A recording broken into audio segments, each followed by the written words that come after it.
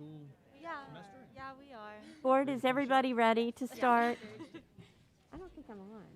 Go ahead. Is everybody good? Ready to start? Yep. All right. Good evening and welcome. Thank you everyone for your patience and waiting on us to start just a little bit late. Our next item on the agenda is return to open session. Do I have a motion to return to open session? So move. Second. All those in favor? Aye. Aye. Any opposed? I need a motion to certify closed session that to the best of each member's knowledge, only public business matters lawfully exempted from open meeting requirements by Virginia law were discussed in the closed meeting to which the certification applies, and only such public business matters as were identified in the motion convening the closed meeting were heard, discussed, or considered. So move. Do I have a second? Second. Roll call, please. Yes. Yes. Yes. Yes. Yes. Yes. Yes. Our student representatives tonight are Naira from Blacksburg High School and Ann Ray from Eastern Montgomery High School. They will read the mission and beliefs for MCPS. MCPS is an innovative educational community. We value diversity and we are committed to equity and inclusion. MCPS empowers learners to realize success in an ever-changing global society through collaboration with communities, families, staff, and students. MCPS provides a safe, engaging learning environment and intentional exposure to positive social, emotional, and academic experiences. Our beliefs are all students can learn in order to pursue their dreams. Schools are safe places of joy, wonder, and creativity. Every person deserves to be loved, valued, and respected. Kindness is an essential skill of a responsible, productive community member. The diversity of our community is one of our greatest strengths. All people deserve equitable access to opportunities and resources. Every child deserves an advocate. Honoring the voices of students and other stakeholders strengthens the school community. Open communication and feedback are vital to our growth. Learning and teaching are collective efforts that begin at birth and involve the entire community. And relationship building and high expectations are foundational to student success. Thank you both. Naira, do you have a report from BHS? Yes, I do. It's been exciting watching the school year develop at Blacksburg High School. Some recent highlights include the finalization of our Thanksgiving basket project. 831 baskets were assembled, a BHS school record. The winter sports season has begun, including basketball, wrestling, swimming and diving, and indoor track. Good luck to all of those athletes this year. The BHS drone team traveled to Arlington, Texas, and won third place in a playoff competition. They were invited back for the championship round this past weekend, which was an amazing experience for everyone involved. Finally, the theater department has successfully completed 4 shows of the musical Elf Jr. Thank you. Awesome, thank you. Ann Ray, would you like to give us an update from Eastern Montgomery? Yes. Good evening. East Montgomery has been super busy since my last report, but I'll try to include as much as possible. First off, our football team finished the season with a record of 5-6 and 4th in the Pioneer District. Our volleyball team had a very accomplished season, finishing with a record of 17-8 in addition to taking second place in the Pioneer District. And our boys cross country team took first place in the Pioneer District. Our Scholastic Bowl team defeated Covington in their match last Thursday with a score of 155-80. We are so proud of all our athletes and all their hard work. Eastmont's been on a roll with fundraising. Our food drive brought in approximately 1,050 items, and our penny roll brought in a total of $817. Our FFA had the opportunity to walk in the Blacksburg Christmas Parade with Montgomery County Farm Bureau Young Farmers, and we hope to be able to walk in the Christiansburg Christmas Parade as well, coming up very soon. Our construction technology class has been deconstructing and remodeling one of our old tool sheds into a much more suitable storage place. It has been hard work, but very worth it. With the semester coming to a close, my fellow students and I have been working hard to ensure that all our work and grades are where they should be. Teachers have been very accommodating by making sure their rooms are open for extra tutoring and also prove themselves eager in helping us succeed. As a school, we are also super excited to share that 3 of our students recently earned their Certified Nursing Assistant certification. We are so proud of them and are super excited to see where the medical world takes them. Thank you. Awesome. All great news. Thank you. Our next item on the agenda is honors, awards, and recognitions. This is our favorite part of the board meeting, when we get to recognize our students and staff. The board will not leave our seats during this recognition as we try to maintain physical distancing. I appreciate your understanding. Mr. Polly, will you begin with the Seniors of the Month, please? Yes, thank you. Thank you, Ms. Graham, members of the board, Dr. Meyer, Ms. Whitaker. A very special highlight of our board meeting is the recognition of a Senior of the Month from each of our 4 high schools. Photos and leadership profiles are displayed on the screens in the boardroom and will also be on display in the lobby of the central office. Our presentation format provides a snapshot of each senior and a quote from their administrator or teacher who nominated them for this recognition.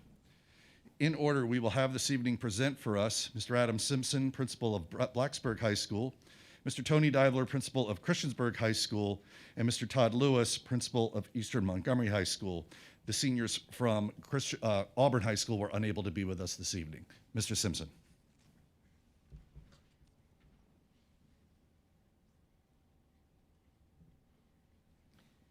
Good evening, school board members. Dr. Meyer. It is my honor and privilege to present our Senior of the Month, which is Silas Turner. So Silas, come on up. And I'm going to read a quote from one of your teachers, okay? The Physical Education Department is proud to recognize Silas Turner as Senior of the Month for his outstanding efforts in advanced physical education. Silas is a model student at Blacksburg High School who strives for excellence each and every day. He can be counted on to give 100% in the classroom. Silas is a joy to have in class and on the Bruin team. Congratulations, Silas.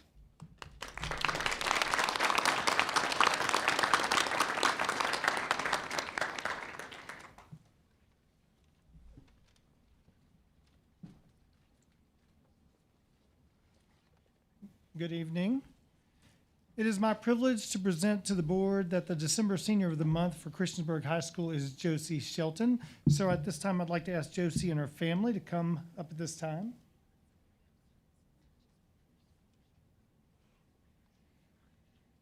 Here is what a few teachers have to say about Josie.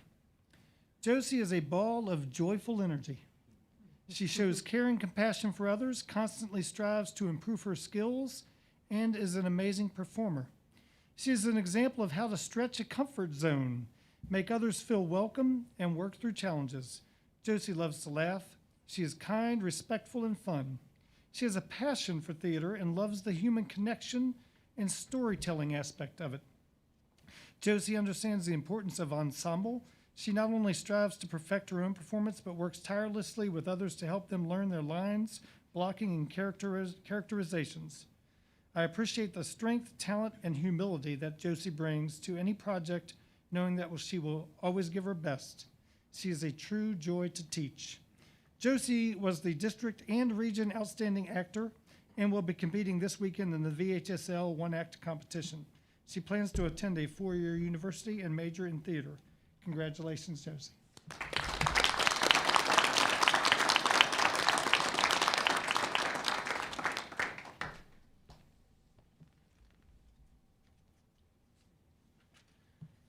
Good evening, Madam Chair, school board members, Dr. Meyer.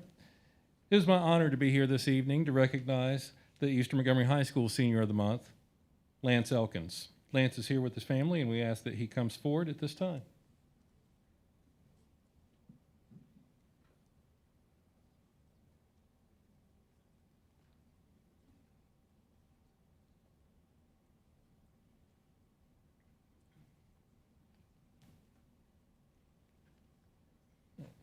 I'd like to read a quote from one of his teachers, which demonstrates how deserving he is of this distinction. Lance Elkins has grown into a true leader within our school as a whole, including his leadership in the classroom, on the athletic fields, and within the community. He's an outstanding student, a member of our Corps cadets, and a role model that embodies the definition of lead by example. Lance is a credit to his class, his school, and his community. Please join me in congratulating Lance Elkins as our Senior of the Month.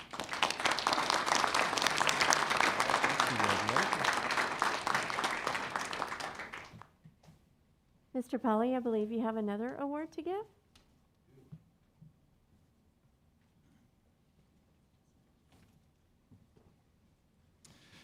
It's my honor and privilege to be before you again this evening to present another award to Dr. Kelly Pasick. I would ask Dr. Pasick to come forward, please.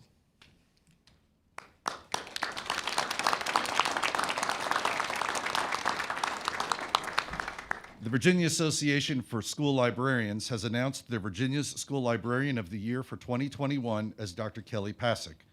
Dr. Pasick is the librarian at Blacksburg Middle School, as well as the lead librarian for our secondary schools in Montgomery County. Dr. Pasick received this award on Friday, November 5th at the Vassal Annual Conference in Williamsburg. In addition to her roles in MCPS, Dr. Pasick also volunteers as the chairperson for the Virginia Association of School Librarians Legislative Committee. She serves as the co-director of the Roanoke region for Vassal, and she is a member of the American Association of School Librarians and the American Library Association. Over her 10 years as school librarian, Dr. Pasick has strived to empower students and foster positive relations in the BMS library. She works hard to make the school library a welcoming place for all students and a hub of quality instruction. Outreach has been a passion of hers, especially during school closures due to the pandemic. Dr. Pasick played an integral role in partnering with Wing Aviation to utilize drone delivery to library materials to students throughout her community. This innovative outreach resulted in meaningful connections to her students and received national acclaim, being named 2021 Library Journal Mover and Shaker. Additionally, she assisted in organizing school bus delivery of library materials during school closures.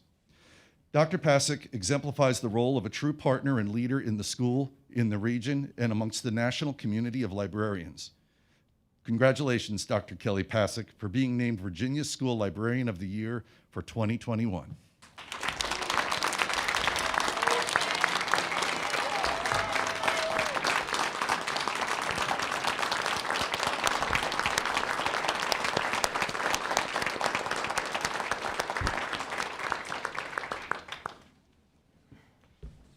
Congratulations, Ms. Pasick. Tonight, we also recognize Ms. Karan's significant contributions to public education in Virginia. She is currently the VSBA Blue Ridge Chair Representative, served as a legislative advocate for VSBA, received the VSBA Award of Distinction multiple times, and is devoted to continued professional development as a board member. Ms. Karan led the reinstatement of MCPS legislation meetings, and those meetings have become increasingly productive as we've created and maintained relationships with our state legislators. As chair and vice chair of the school board, Ms. Karan led our board with grace as she worked to build relationships with each board member. She has maintained a cooperative relationship with the Board of Supervisors to advocate for school needs. On top of all these things, Ms. Karan is a productive, responsible, and caring member of the school board. She is collaborative and always in pursuit of fairness. She values relationships and takes the time to build and develop relationships with each board member. She visits every school in our county at least once each year, not just the schools in her district, every single school. She advocates for our staff and expresses her gratitude to them on a personal level. I've been proud to serve on the school board with her, and I am sad to see her leadership leave our board in December. Tonight, we recognize Ms. Karan on her departure from the board. Thank you.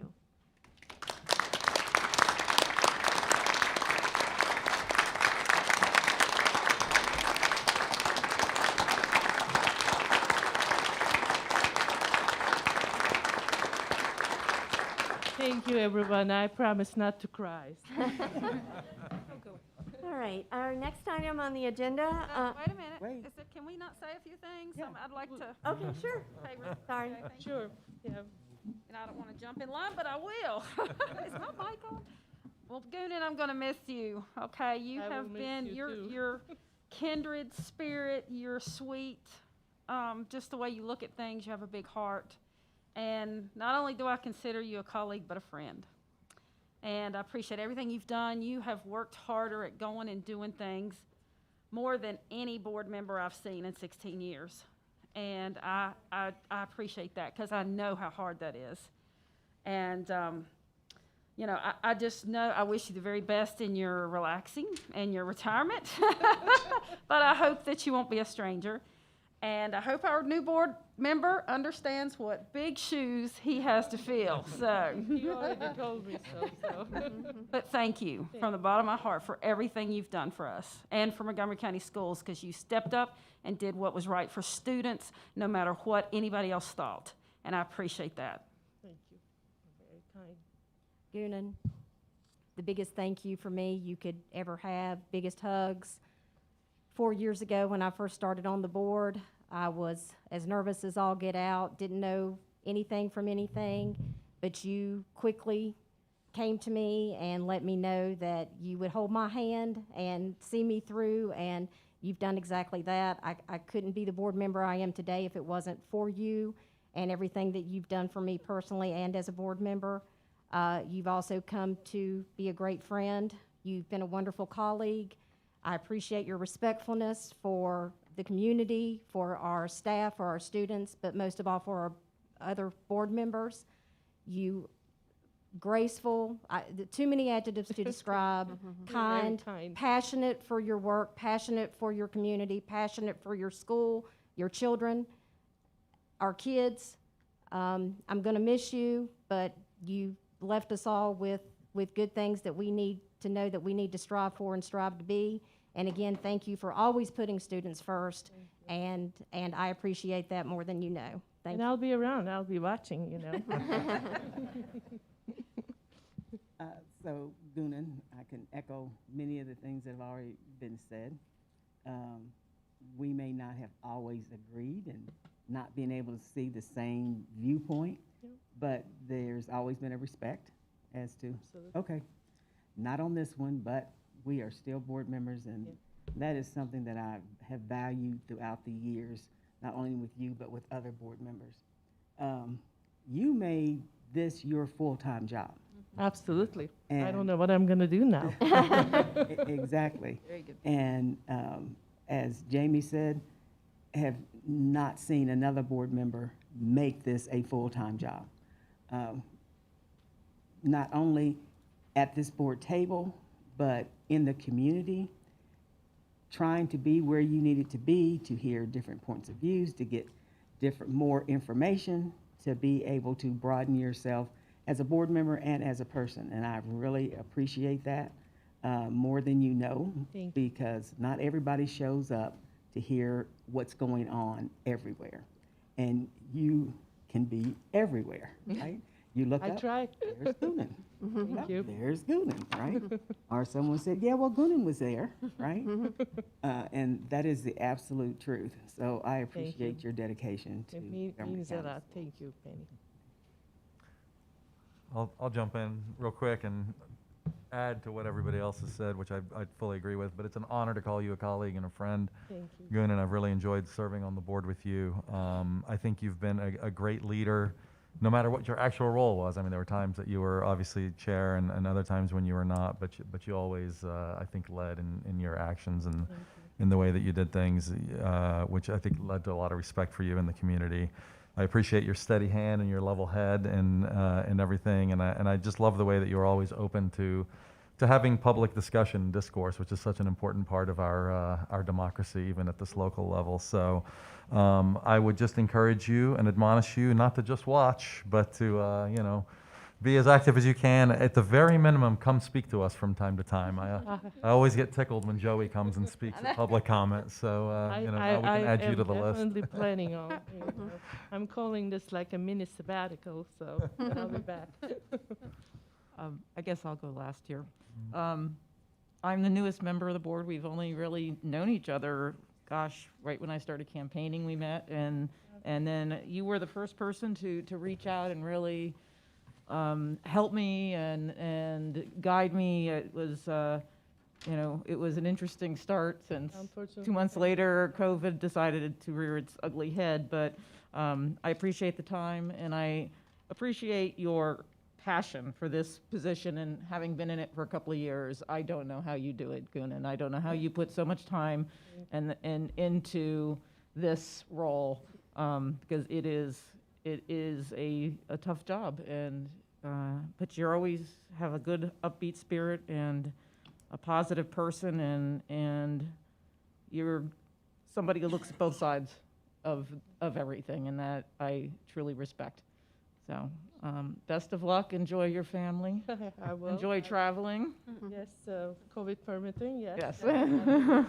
Yeah, then I will, make a few remarks. I was going to keep it to the board reports time, not to keep the audience, but I will cut it short.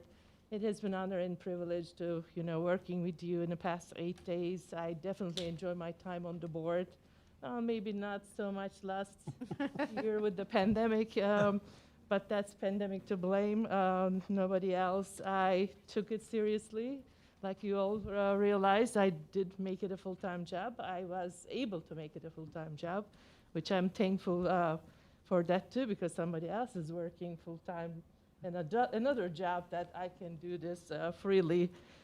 So I appreciate my husband giving the opportunity so I can do what I like to be doing. I'll be missing you, and I don't know what I will do with myself yet, but make sure keep it in public education, equity. I mean, you'll be still seeing me all over the places, maybe not at the board meetings, or I could be in the audience and sign up for public comment. And I'm, really wishing you all the best. I know the challenges will continue. I wish my best for Linwood too, and he can reach out anytime he needs my help. Definitely, I'm planning on staying involved.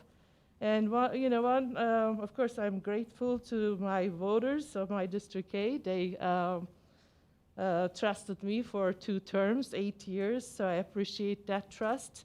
And I think I definitely try my best and consider all students and try to do always the best for all students at all times as much as possible. I guess one advice for you guys, as much as your time permits, continue the professional development. One thing I learned from my extreme involvement is it is nice to have a great perspective when you talk to other school board members. So VSBA events are really nice to attend, not just to learn subject matter, but talk to other boards and see where we are, to get great ideas, share those great ideas, and appreciate MCPS. I always came back and said, wow, we're doing this, this, and that, and they really don't know that yet. Like, we have 132 divisions, and I truly believe, very proud, and I will always be proud, MCBS is one of the best, and I think we have to appreciate that. And, wishing everybody a great Christmas holiday season, and be safe and stay healthy. That's what it matters nowadays the most, I think. And thank you for everybody. It's really, and I didn't cry, so that's good.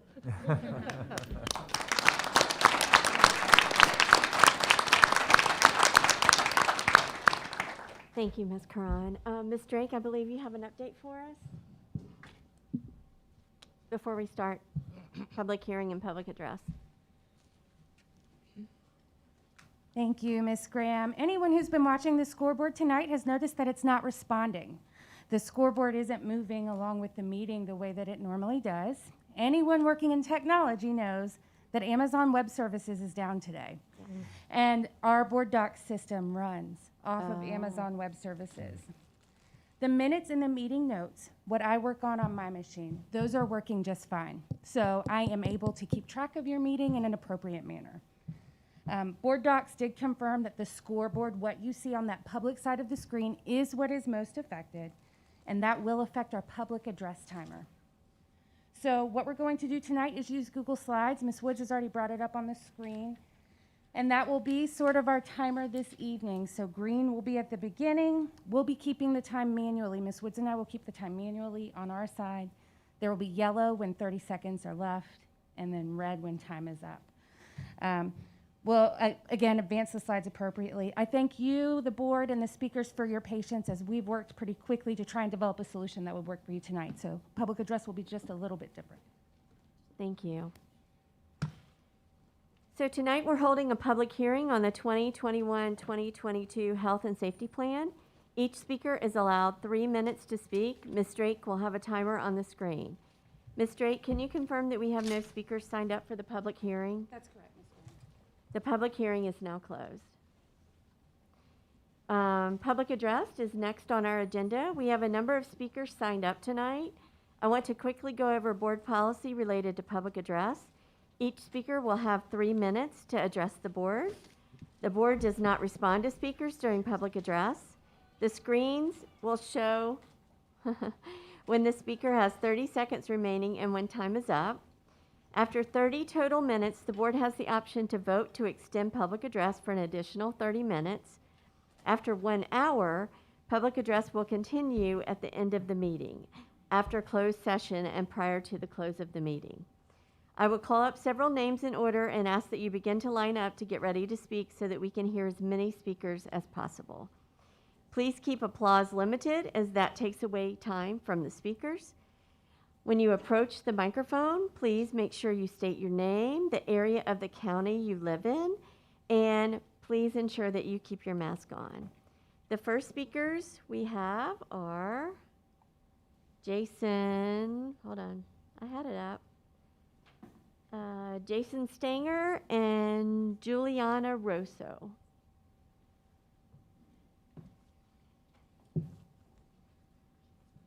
Go ahead. Come to the microphone. Are you Juliana? Okay. I don't see Jason, so please approach the microphone. Thank you. Do I just start, just say, yeah? Yeah, so you just state your name and the area of the county you're from, like Reiner or Eastern Montgomery, and then the timer will start and you can speak. Okay, thank you. You're welcome. Close to the mic too, so we can hear you. Can you hear me? Yeah, that's a little better. Yeah, Okay. a little closer maybe. I don't want to kick it again. That was good. We can turn it. Here's good. Hello, my name is Juliana Rosso, and I am a junior at Christiansburg High School.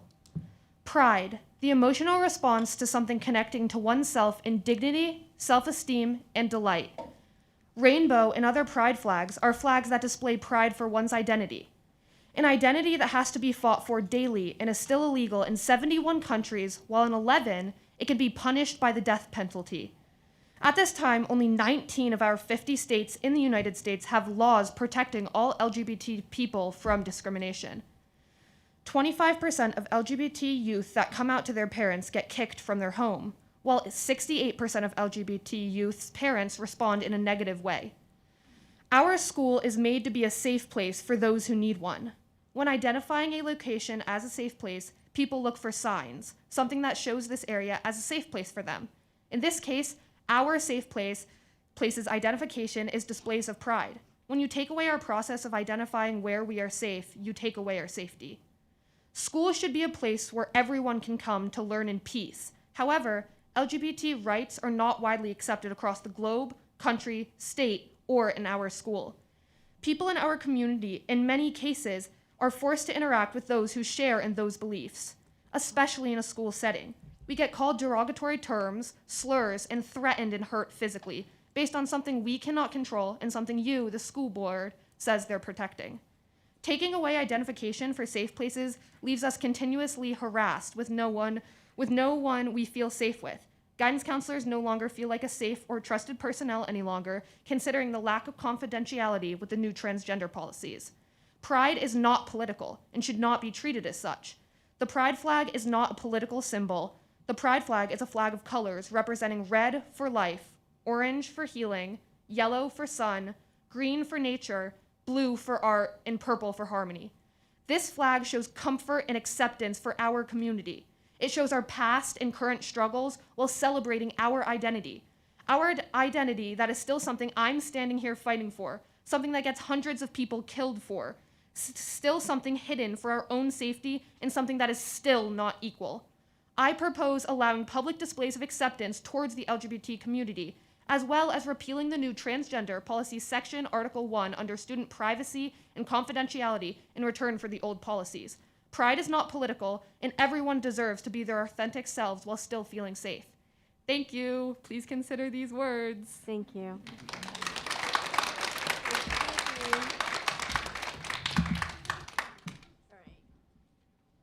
Just so we don't go there again, please keep the applause limited, as this takes time away from speakers. The next person is Mars Mickelson, and then Nicholas Rensberger.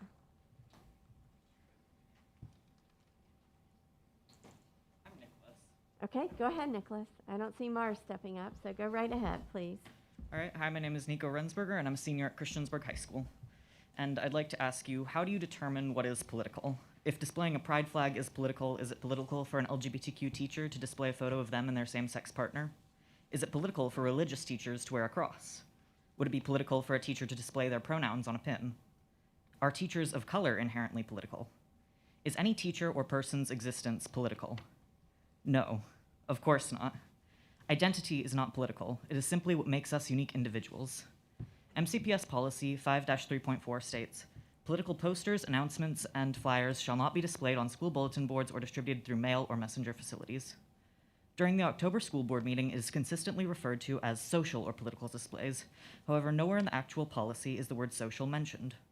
Pride is absolutely a social issue, but it is not political, and it has not been in many years. If you say that the pride flag is political, what else could be considered political? Teachers should be free to express themselves, their identity, and their support for marginalized groups. Politics, by definition, are matters relating to government.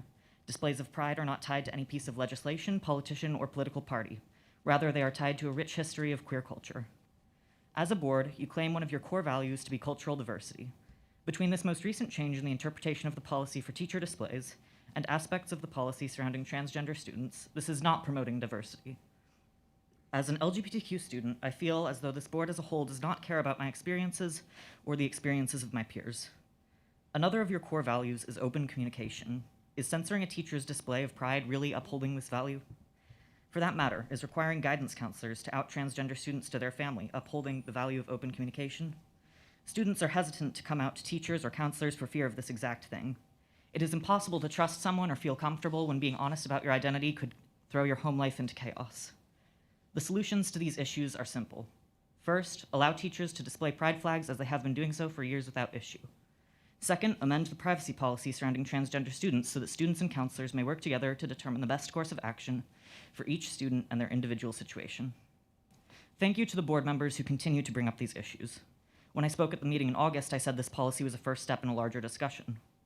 Progress cannot be made in one piece of writing, nor will it be made by doing the bare minimum or shying away from difficult conversations. Progress will be made when you as a school board and we as a community commit to an ongoing fight for equality and inclusivity. Thank you. Thank you. Our next speaker is Carrie Sparks, and then Jade Patton. Neither? Okay. Then Kaiser Cruz and Elizabeth Rowland.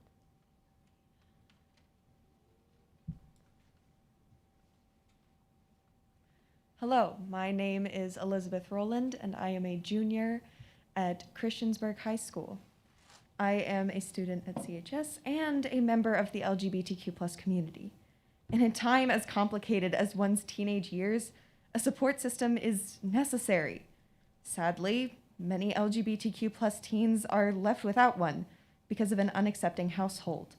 The current transgender policy in MCPS forces school counselors to inform the parents of a student who expresses a desire for a different name and/or pronouns to be used within the school. In many cases, the parents of transgender kids are unaccepting of their child's gender identity, which can result in those children being kicked out of their homes.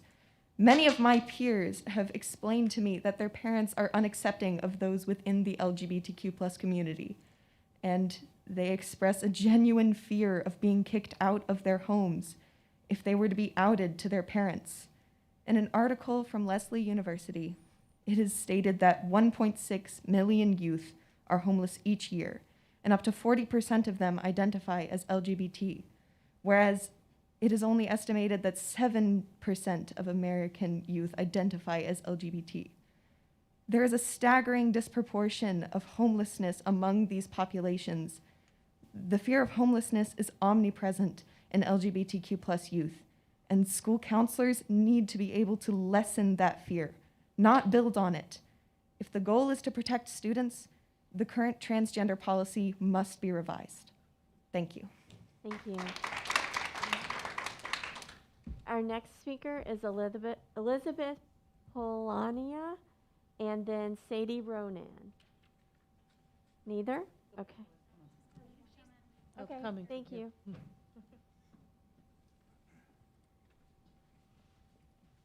And then after Sadie is Katrina Horst. If you want to be ready, that would be great. The word faggot has always been discriminatory, don't you think? Excuse me, please state your name. My name is Elizabeth Polania. I am 14 years old, and I am a student at Christiansburg High School. Thank you. I Thanks. just wanted to hear your name.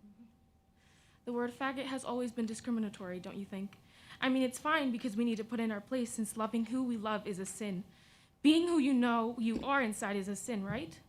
Am I not a person who has feelings, but one who is seen only because of who they are? We are all about mental health, but when it comes to the mentality of LGBTQIA students, no one will hesitate to find out them to their families, not knowing what their life is like at home and how dangerous it could be for them. Are we not human as well? Do we scare you because of who we love? Do we anger you when a student shows their pride by bringing a flag to school and is called multiple slurs, told they're going to hell, and told that they should end their lives because they are not normal? Is that okay to you? But when a student with the Confederate flag and they are told the meaning of the flag, we are overreacting and it's their heritage, since they can't control it. Do you not see the hypocrisy in these two statements, or do you agree? Why should I, as an LGBTQIA student, die because of who I love? I should die because I am not normal in the eyes of God, though nowhere in the Bible is the word homosexuality is in there. And isn't it weird how many translations there are is in the Bible? You don't consider it because to you it's always correct. How many students kill themselves because they aren't seen as a person, but as a thing who is not worthy of their life because of who they are? Every 45 seconds, an LGBTQ youth between the ages of 13 to 24 died by ending their life. Isn't that the opposite of our objective? But it's okay because a child has died because of who they are. Do you not realize how traumatizing that is for a parent? Your baby has died because of the horrendous harassment that they have endured for being human. I should keep enduring and pushing down my pride, wishing I was straight, wishing I was in the norm to please people who could care less if I died. I shall never tell you who I love and who I am as a person of the possibility of getting hate crime for it. My life is not seen as a value until I am normal, until I fill your standards, who I should be as a human being, a fitting member of society, and obsess over the thought of fitting your standards, destroying my mental health to fit in, because I am not human, but someone's punching back to fill with their own insecurities, someone who shouldn't be alive. But if I'm not supposed to be made this way, is it my fault or God the devil's? Who should I blame other than myself for my mistakes? Am I not a person who should be loved and cherished as much as anyone else? Am I a tool to be seen as more hip? Am I going to be okay to be seen as cool? I just want to be seen as human. Thank you. Thank you. Thank you. The next is Sadie Ronan, and then Katrina Horst. Sadie? No Sadie? Katrina Horst? No? Emily Loda.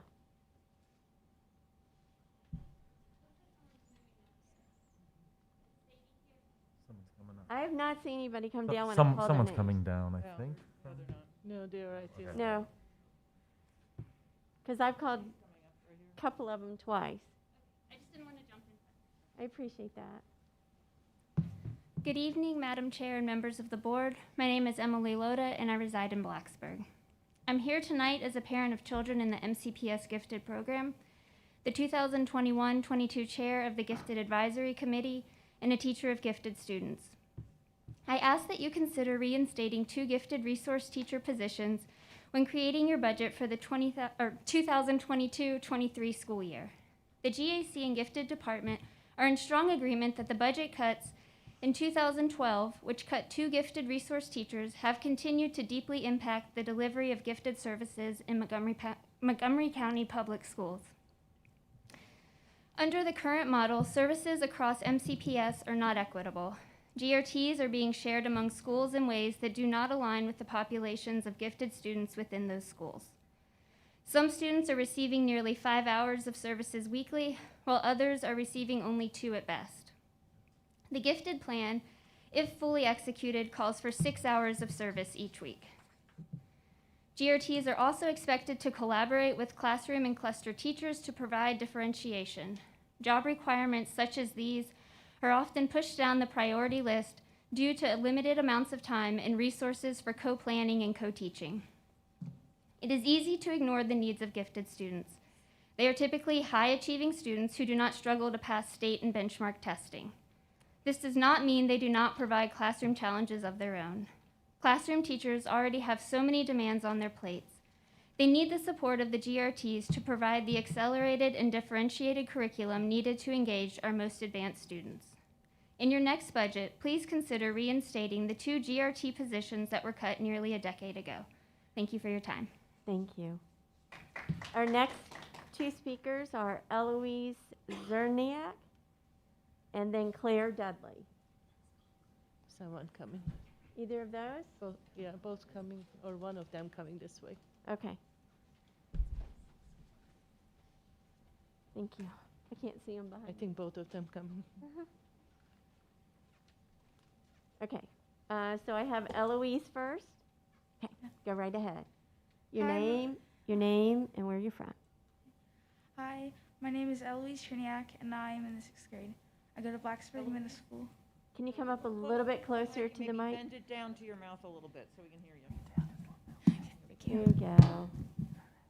Good. Hi, my name is Eloise Cherniak, and I'm in the 6th grade. I go to Blacksburg Middle School. When I lived in Indiana, people were bullied for being a part of the LGBTQ+ community. If you even just supported the LGBTQ+ community, you were bullied and harassed. So when I moved here, it was completely different. There were pride flags in classrooms and a pride flag club. I instantly felt like I was in a safe place. So the idea that teachers wouldn't be able to show students that their classroom is a safe place scares me. It scares me because if I had moved here any later, I would have felt like I had to hide who I am from my teachers and peers. I feel like this school wants students to embrace who they are, but if a student doesn't feel safe embracing who they are, how could they? Thank you. And then after Claire Dudley is Donald Upham, and then Glenn Chilcote. Hello, my name is Claire Dudley, and I'm 12 years old, and I have an issue to voice. In summer of 5th grade, I figured out my sexuality. Coming out to my friends was a bit hard, but my family is a completely different story. My dad's side of the family, minus my step-family, is very homophobic. They made many cruel remarks, and it took a toll on my mental health. When I started going to BMS, I finally felt like I fit in. We had a pride club, and the teachers supported us with pride flags. Then the school board, decided that our pride flags were a political opinion. They were just basic human rights, like the Black Lives Matter movement. But for those of you who still don't get it, picture this. You put up a political flag. It's up for a few days, and without a problem. And your neighbor comes, and they say, hey, I don't like that pride flag. I don't like said flag. Take it down. Imagine how that would make you feel. Now apply that to us. Please, let us put our flags back up. Thank you. After Donald Upham is Glenn Chilcote, and then Walker Grant. Good evening, Superintendent and board members. I'm Donald Upham, a resident of Reiner and an MCPS substitute teacher. My standing to comment this evening and in numerous emails I've sent to the superintendent and board members is based on 55 years of experience and training as follows. In addition to a Bachelor of Science in Industrial Arts and 4 years of graduate study, which included a Master of Science in Education, I received training as a nuclear, biological, and chemical warfare defense training officer at the Army School, Chemical School, while a naval aviator and commercial fixed-wing pilot and helicopter pilot. I was certified as a paramedic in Los Angeles County Fire Department for 8 years during the beginning of the HIV epidemic and in the late 70s and early 80s. For 30 additional years, I've been certified as an EMT. As a captain in the LA County Fire Department, I was tasked to form and head the Los Angeles County Administrating Agency, identifying businesses that handled, processed, or produced any of 100 EPA-listed acutely toxic materials. My agency assisted risk analysis for spill release, and then the documentation of risk management and prevention programs, which my agency then reviewed and certified. As a battalion chief in the LA County Fire Department, I was assigned as a fire and life safety regulatory consultant and inspector of the Metro Red Line subway construction under downtown Hollywood and north to Universal Studios. I've also had 10 years' experience as a certified legal videographer, documenting depositions and expert witness testimony for use in courts. I have not seen or heard publicly available documentation in the past month that the board is still desiring to mandate vaccination with this experimental gene therapy. But to do so would be a violation of informed consent elements specified in federal and state codes. If a mandate carries a threat of loss of job or loss of financial benefits in an attempt to coerce or force compliance, it would be in violation of federal and state codes. The petition presented to the Virginia Department of Health to require experimental gene therapy shots for all school employees and students received a take no action decision on December 3rd. After of the 15,308 public comments, 14,301 comments were against requiring this mandate. Consider also the liability to be incurred if one school employee or child is permanently disabled or died as a result of the actions of this board to mandate experimental drugs. Thank you. Thank you.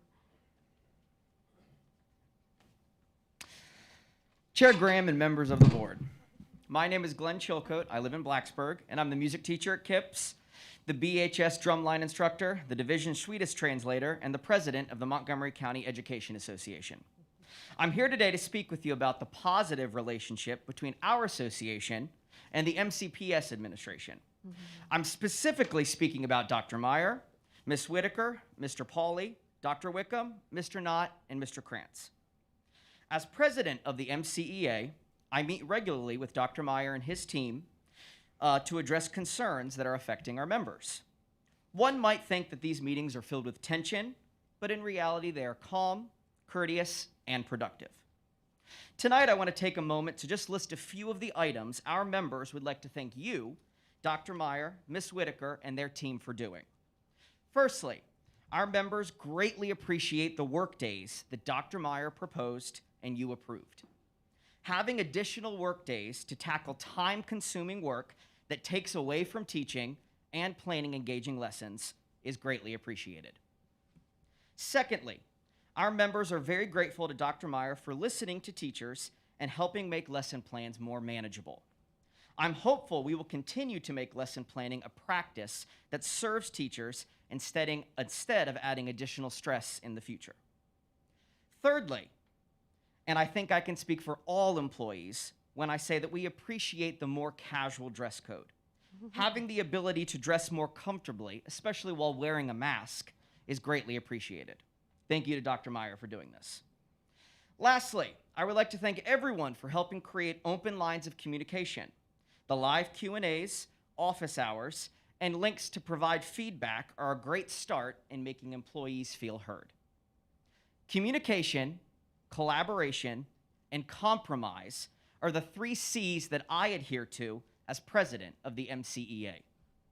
I'm very grateful we have an administration who chooses to do these things with us, and I look forward to doing more meaningful collaboration in the future. When the people who know the names of students have a meaningful seat at the table, great things can happen. Thank you, and happy holidays. Thank you. Our next speaker is Walker Grant, and then after that, Kylie Sindelar. Hello, my name is Walker Grant. I live at Montgomery County, and I go to Blacksburg Middle School. I'm friends with many people in the LGBTQIA+ community, and am a part of it myself. At the beginning of this year, I walked into my English teacher's classroom and saw a pride flag.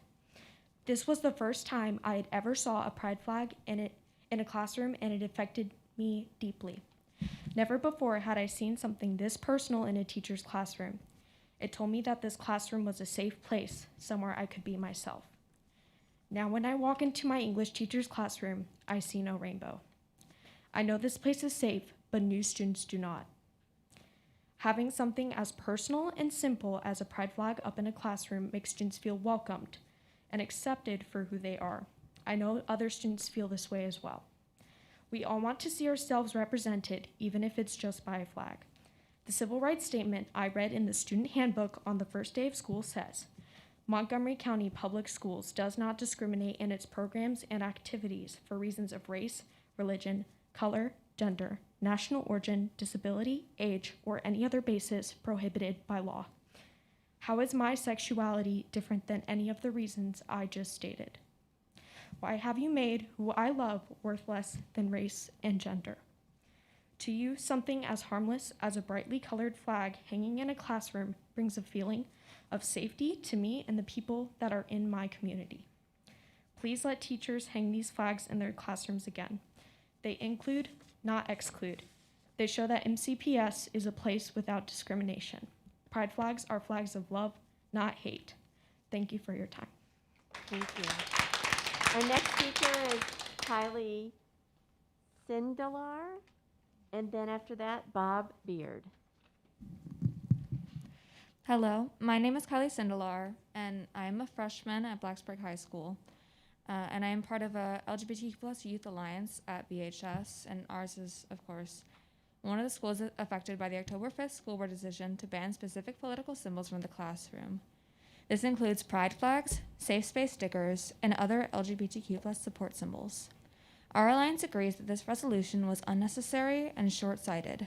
We believe that placing supportive symbols regarding pride and the LGBTQ+ community in classrooms is not a political statement.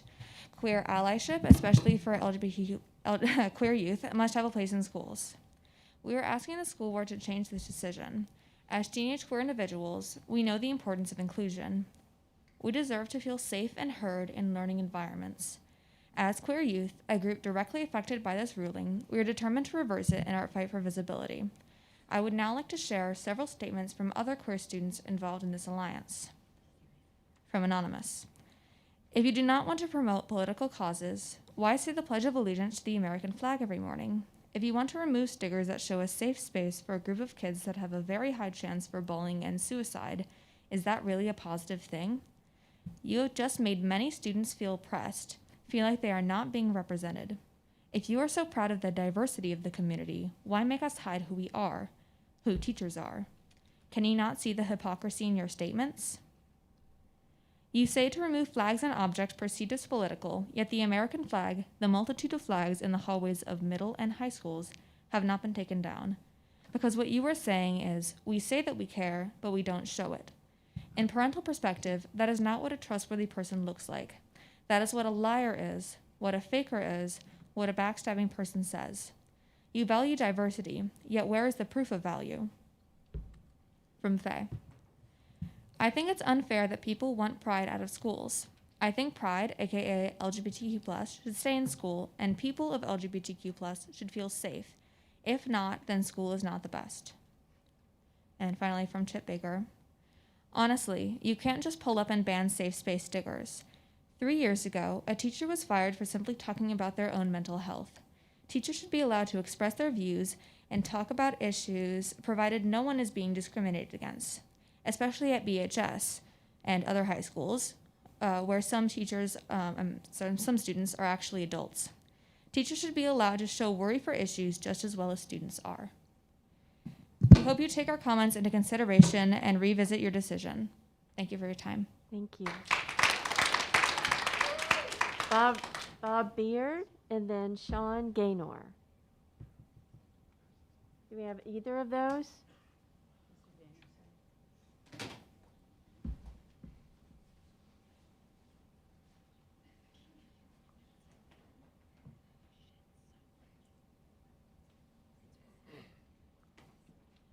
Glory to God for this opportunity today. Sean Gaynor, Reiner. Principal Bob Miller called my hometown, offered me a job, and asked when I could report. I said tomorrow, and he asked where I'd stay. I didn't know, and he offered, your son and you will stay with us until you find a place. Bacon, eggs, toast, and OJ every morning, and a bag lunch on my way out the door. Why did I find a place so quickly as 6 weeks? A single parent, new teacher, and coach, I found myself and my son at games, many practices after school, and long bus rides. After a game, a player noticed I wasn't eating, gathered Subway stamps from others, and bought my dinner. Then started a tradition that carried us through his Auburn High graduation. Twice a year, I went to their house, fixed breakfast, and woke him up to eat. Curtis Sink, son of Sinklin Farms. Bob Miller was right. What a wonderful place. Not so wonderful places are countries like Austria and Germany, who've already imposed lockdowns for the unvaccinated and have even built facilities for the unvaccinated. Pedagogy 101, the most vaccinated state as of November 15th in the U.S., Vermont. The state with the greatest increase in COVID cases as of November 15th, Vermont. The state with 75% of the COVID deaths being those who were vaccinated, Vermont. And now we push the vaccines on our children in spite of countless reports of heart problems. I've even heard of personal friends, their spouses, and former students. They have recently included tromethamine to stabilize the vaccine, a medication with harmful side effects. They've replaced the saline buffer in the vaccine with a medication called tromethamine. This is a medication given to people after they suffer a heart attack. It's a blood acid producer. It has a lot of potentially serious side effects. Fact checkers reply, tromethamine isn't a medication to treat heart attack, rather it's used to regulate acidity in bodily fluids in case of metabolic acidosis, which can result from various conditions, including bypass cardiac surgery and cardiac arrest. Note, the fact check actually verified the original claim, but with a lot of fluff and jargon as to make it confusing to the reader. Metabolic acidosis, what this medication is prescribed for, can in fact diminish cardiac contractility, according to biomedcentral.com. It can lead to rapid breathing and death, according to medlineplus.gov. Check for yourself. It is in fact injected into the ventricle of patients during cardiac arrest, rxlist.com. Fact checkers simply dance around these claims. Last I spoke, I urged you to listen to the speech given by President Putin, which basically said, count us out. He made a direct reference to the Bolshevik Party, who in the early 1900s attempted to wipe out mass numbers of people to gain control and power. Estimates have them right around 1 million people, the Great Purge, aka the Great Terror. Montgomery County is a special place. Let us keep it that way.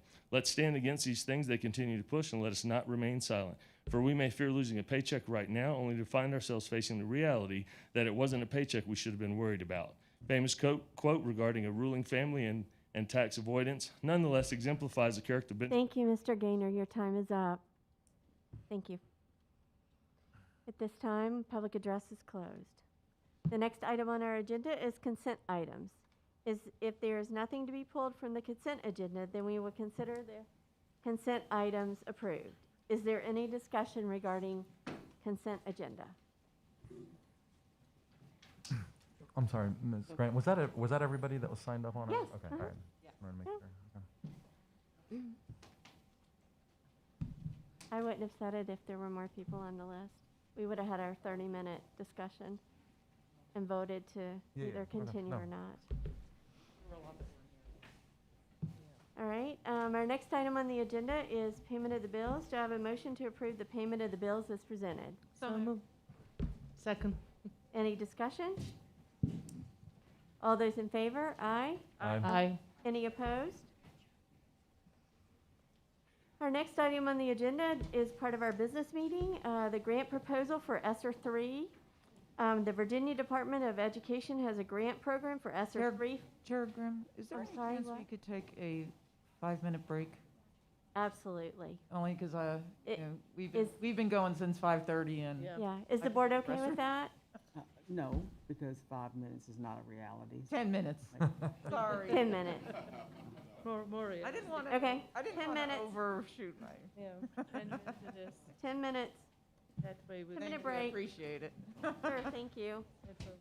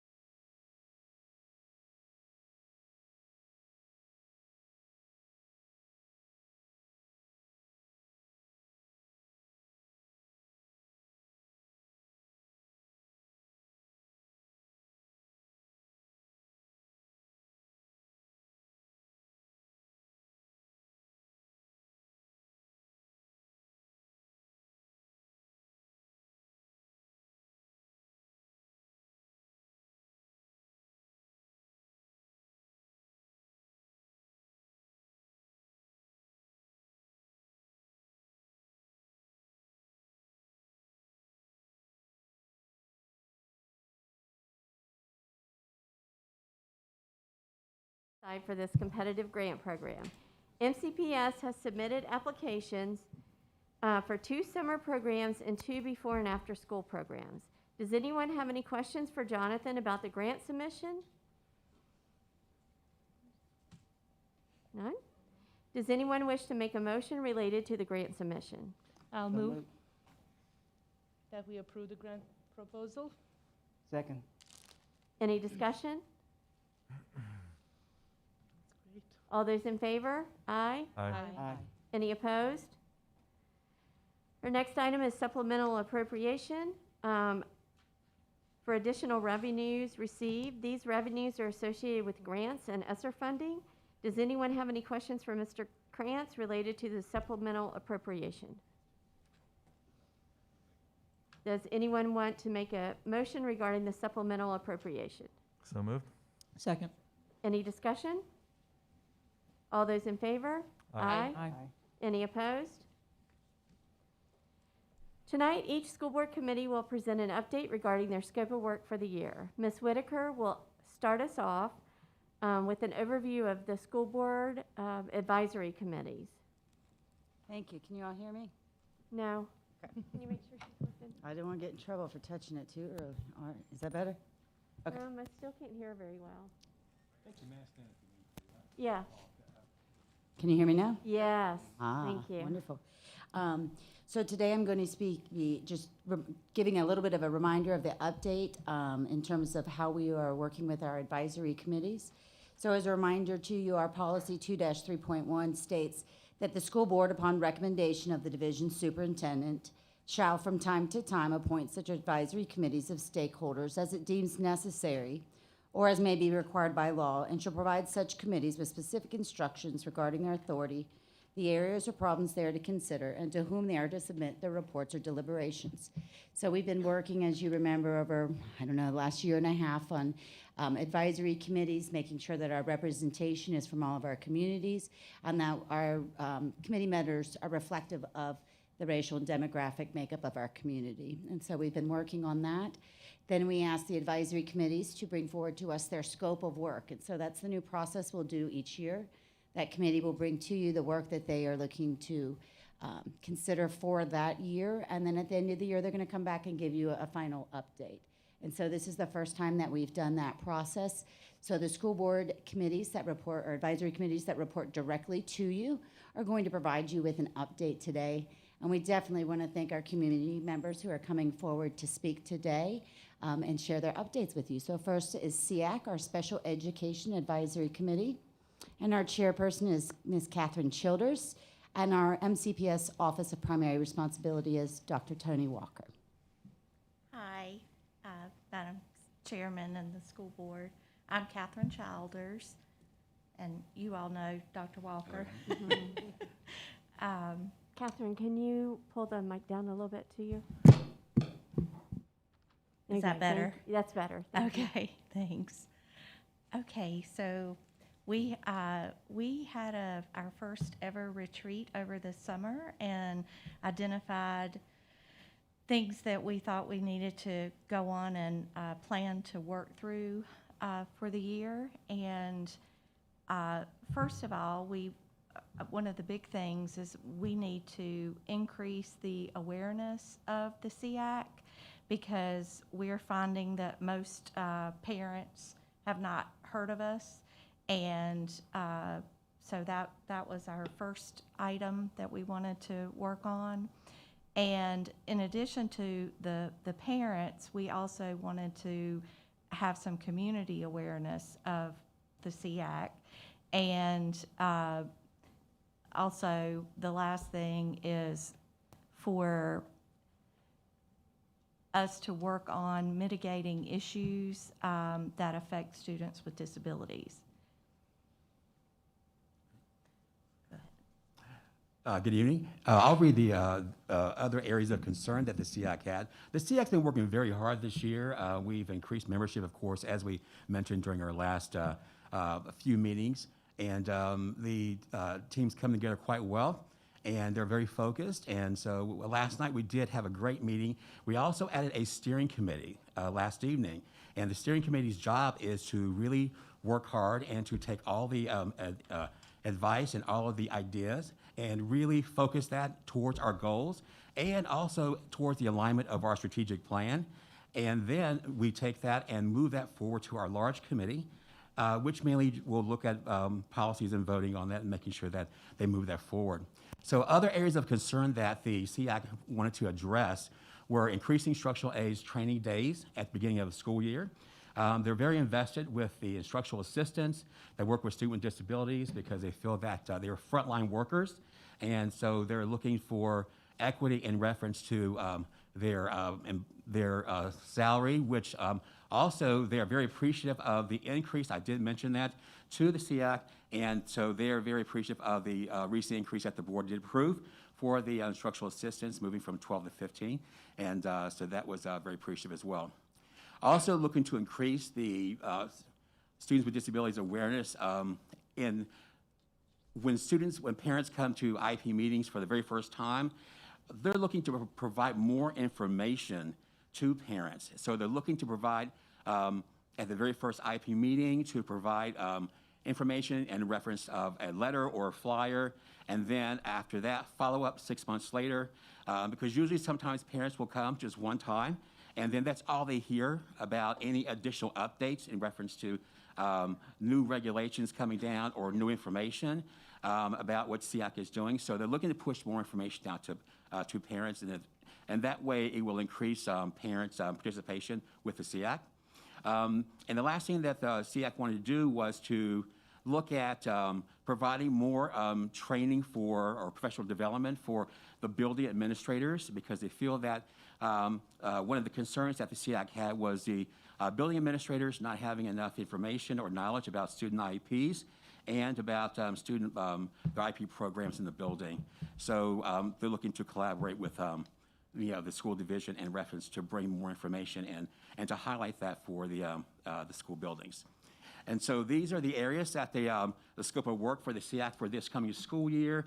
I will say again that the group that we have is they're very involved. They're a very committed group. And so it's about 13 or 14 strong. And so again, I'm very focused. And so over my years, I've seen a lot of SEAC groups. And this is one of the ones that's been the most vocal and the strongest and the most committed. And so I would say our chairman is doing it quite well. This is our first time out. So she's doing a really good job. And so we'll continue to work forward and provide for the students within the school division. Thank you very much. Anybody have any questions? Well, I'll just say, throughout my years, I have said our aides need to have absolutely more understanding, more development, and give them that time. So, anybody else? I guess real quick. So you've got these three kind of main goals, and then you've got some other areas of concern. Looking toward the future, looking at the strategic plan, I'm assuming the three goals you're hoping to hit that they're reachable, I guess, this year. And what about the other three things? Is that something are those like reach goals, or is this just additional? Is this something for us to think about for the future to support you or anything like that? Can you? Well, certainly we do think that the goals we set forth are reachable this year. The one that would definitely be in your hands is the one about adding the training days for the aides. Okay. And that came up because we do have some complicated children in the county, and you know, first day of school, you can't have a brand new aide show up who hasn't been trained on the child. So that was sort of where we were getting at for that. But that would not be within our power. We wanted to bring that to the board's attention as a recommendation based on teacher and parent feedback that we've received. Is that a budget issue? Not or yeah. Or a calendar issue? I mean, It's a calendar issue, and the good thing this year, by us going to hours, we're proposing going to hours instead of days. Sure. That the AIDS contracts are 181 days, and we're looking at 170, how many days next year? 173. Mm-hmm. So now we've got, if we pass this calendar, we'll have 8 days that we will have to work with AIDS during the school year and be able to create a schedule for that. So that's another advantage of going to the hours as opposed to the days. And then, of course, doing that, traditionally, AIDS have been there when kids were there. Well, that's not enough because we need to train the AIDS, right? And so by going to this calendar, it's going to really help us, with the training of our instructional aides, which is really needed. So that is definitely a positive of using hours instead of days. So can I ask a question? So now it seems we're going to have those extra days to do the training for folks at the beginning of the year. And hopefully some of the things that we've done will eliminate the turnover. But where do we put time in for folks coming in the middle of the year or after school's begun to make sure they get the training that they need? Yeah, we'll plan that, as we're developing the calendar, because they're going to be 8 days during, if the calendar passes, that's being looked at by the committee, there'll be 8 days during the school year. So if someone comes in at a certain part of the year, you all use the next day that's free of students to do some introductory types of trainings and that type of thing. So I think we can do that. Don't you, Dr. Walker? Yeah, absolutely. That can be done. We can schedule that with no problem. So we'll use that extra time. And the aides really do want to do a good job. And when you do a good job, you really want to have the skills necessary to do it. So if you have that investment, then they're willing to stay because they do have difficult positions working with difficult students who have, challenging behaviors. Yeah. Thank you. Okay, anyone else? Thank you so much for your work. Thank you. Thank you. Our next committee is our Gifted Advisory Committee, and our chairperson is Emily Loda, and the MCPS Office of Primary Responsibility is Ms. Diane Naff. Hi. So we had 2 areas to consider for this next school year. So part of it is according to the Virginia regulations governing educational services for gifted students. That's really long. But according to the state and MCPS gifted advisory bylaws, we are responsible for reviewing anything updated in the local plan for the gifted. And so they are, correct me if I'm wrong, Diane, you guys are doing revisions on that right now. So we would review anything that they change.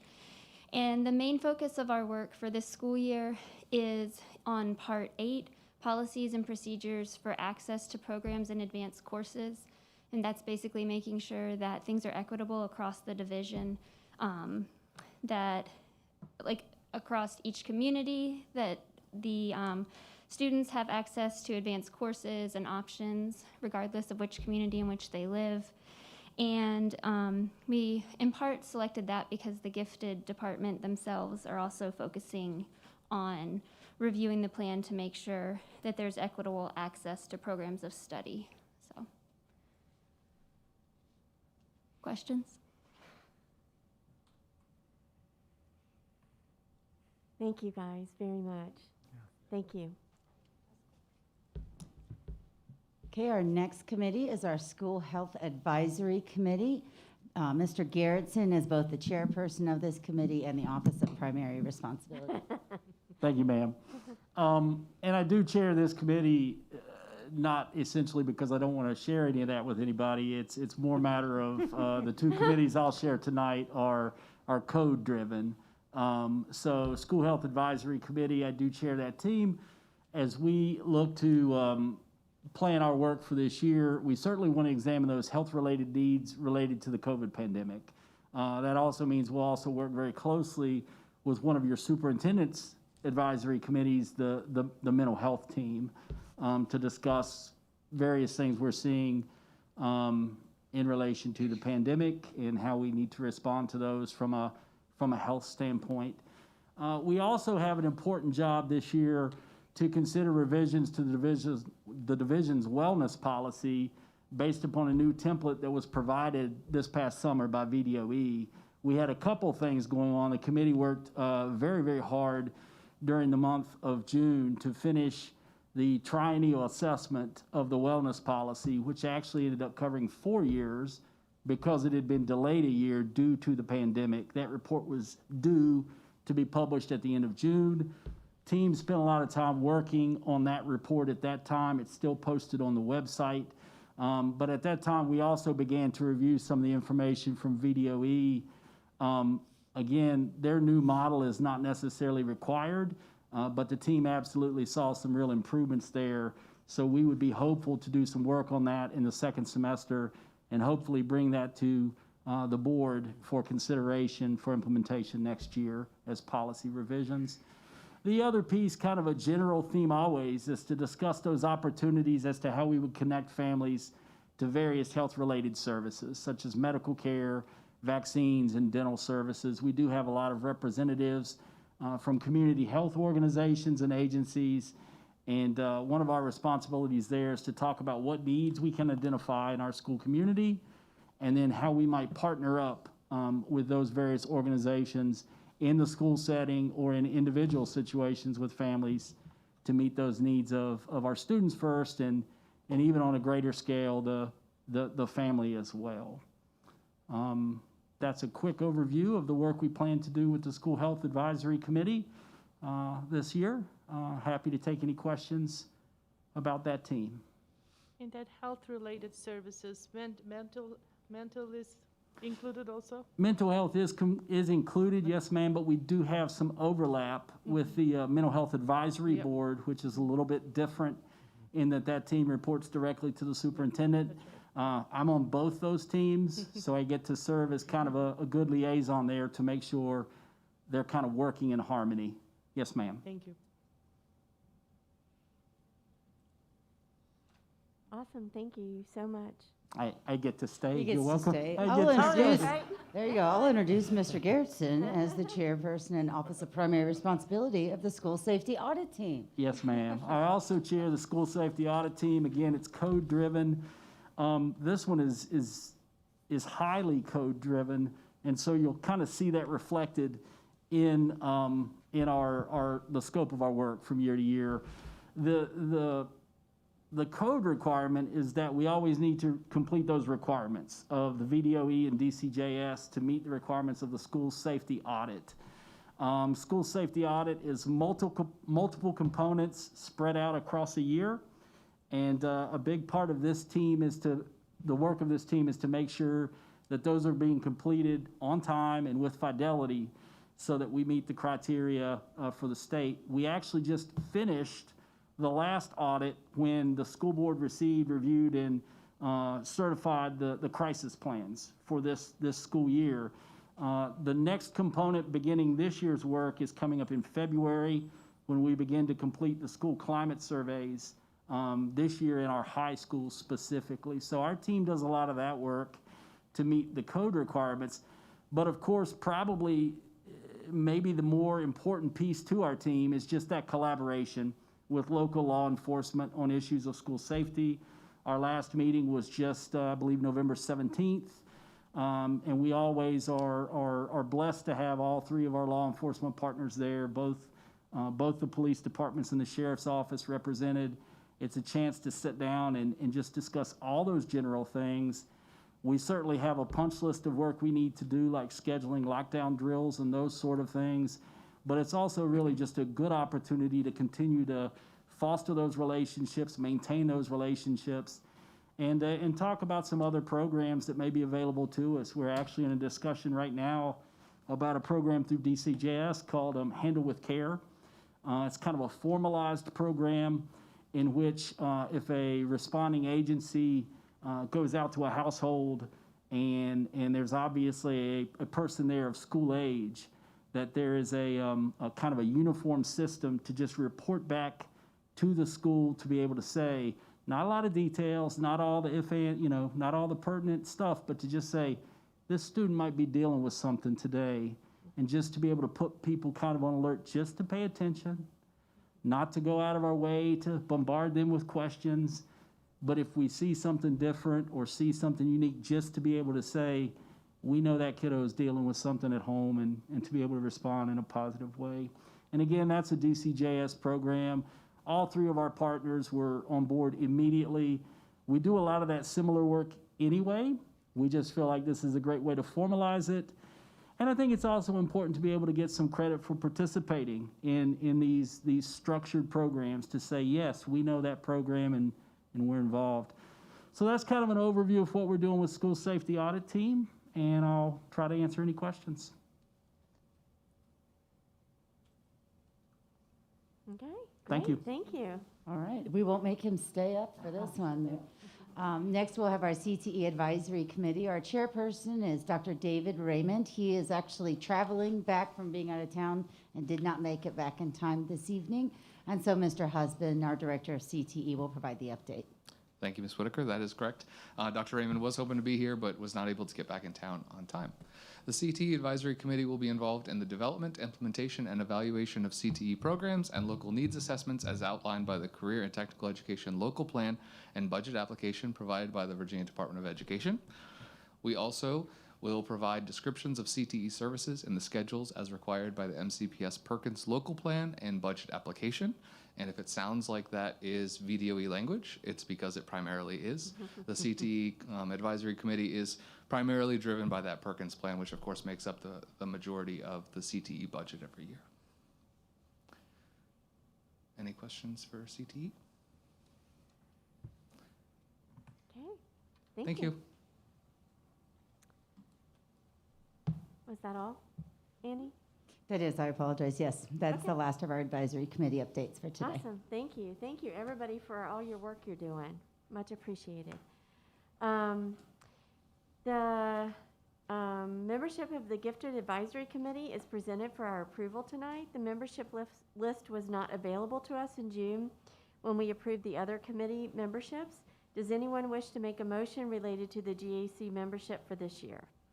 I move to approve. Second. Any discussion? Okay, so I don't see anything that helps me understand the diversity and demographics. Well, sorry, demographics there, but as far as race or nationality of members. If you scroll down, yeah, if you keep scrolling down, it's under number 7. Okay, just didn't go far enough. Thank you. You're welcome. Okay. All those in favor? Aye. Any opposed? Our next item on the agenda is the Christiansburg High School construction update.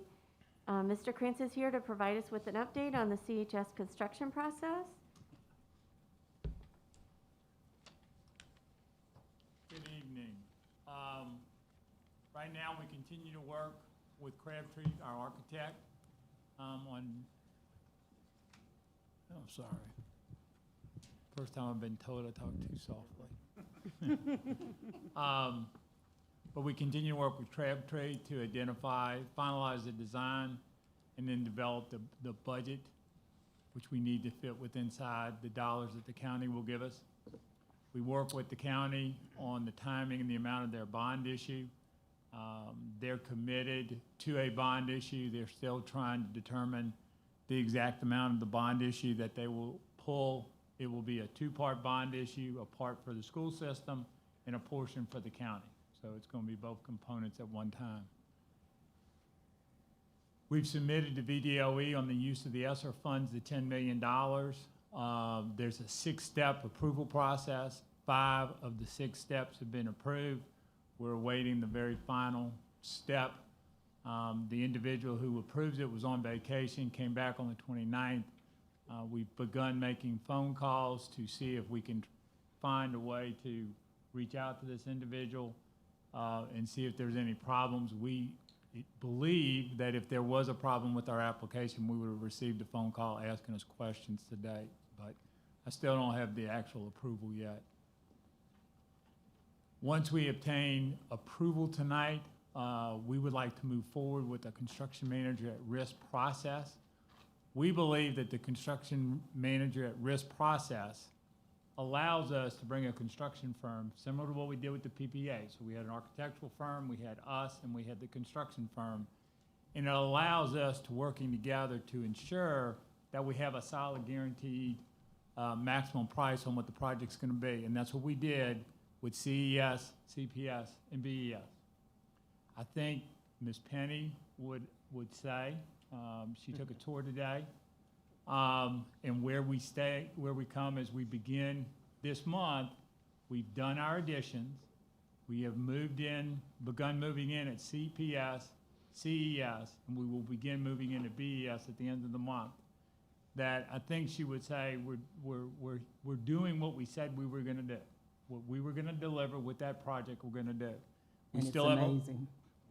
I'm sorry. No, it's amazing, yeah. And that gives you an indication of what we will do with CHS and deliver the same thing. We believe that the construction manager at risk process gives us the best options in delivering that service. The different methods on how we can do our construction, we can do a design, bid, build. That's your traditional method of approach. The issue with design, bid, build is as follows. You design it, you put it on the street, and you don't know what you're gonna get. So if the budget is 95 million, let's just use that number, and the bids come back at 105, the only way we can move forward is we take the bids, we re-engineer it, which could mean more architectural costs, because we have to redo all of our drawings. We then go back out on the street, and what have we done? We've delayed it. Then who knows if our number's gonna be right then? And this can go on and on and on until you have a bid that's equal to or less than what your budgeted amount is. Then you begin the build process.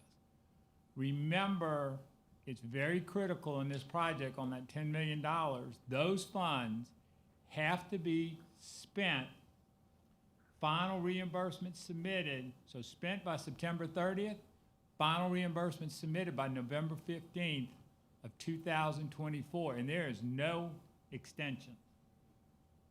Not gonna happen. So if we want to use those, we have to get going. We need to be turning dirt this summer. That's our goal. And it's getting tight, but that is our goal to make it. The other method is the construction manager at risk, and we'll talk about that, but that's gonna be our recommended approach. And then they have an integrated project delivery method, which is kind of a hybrid between the design, bid, build, and the construction manager at risk.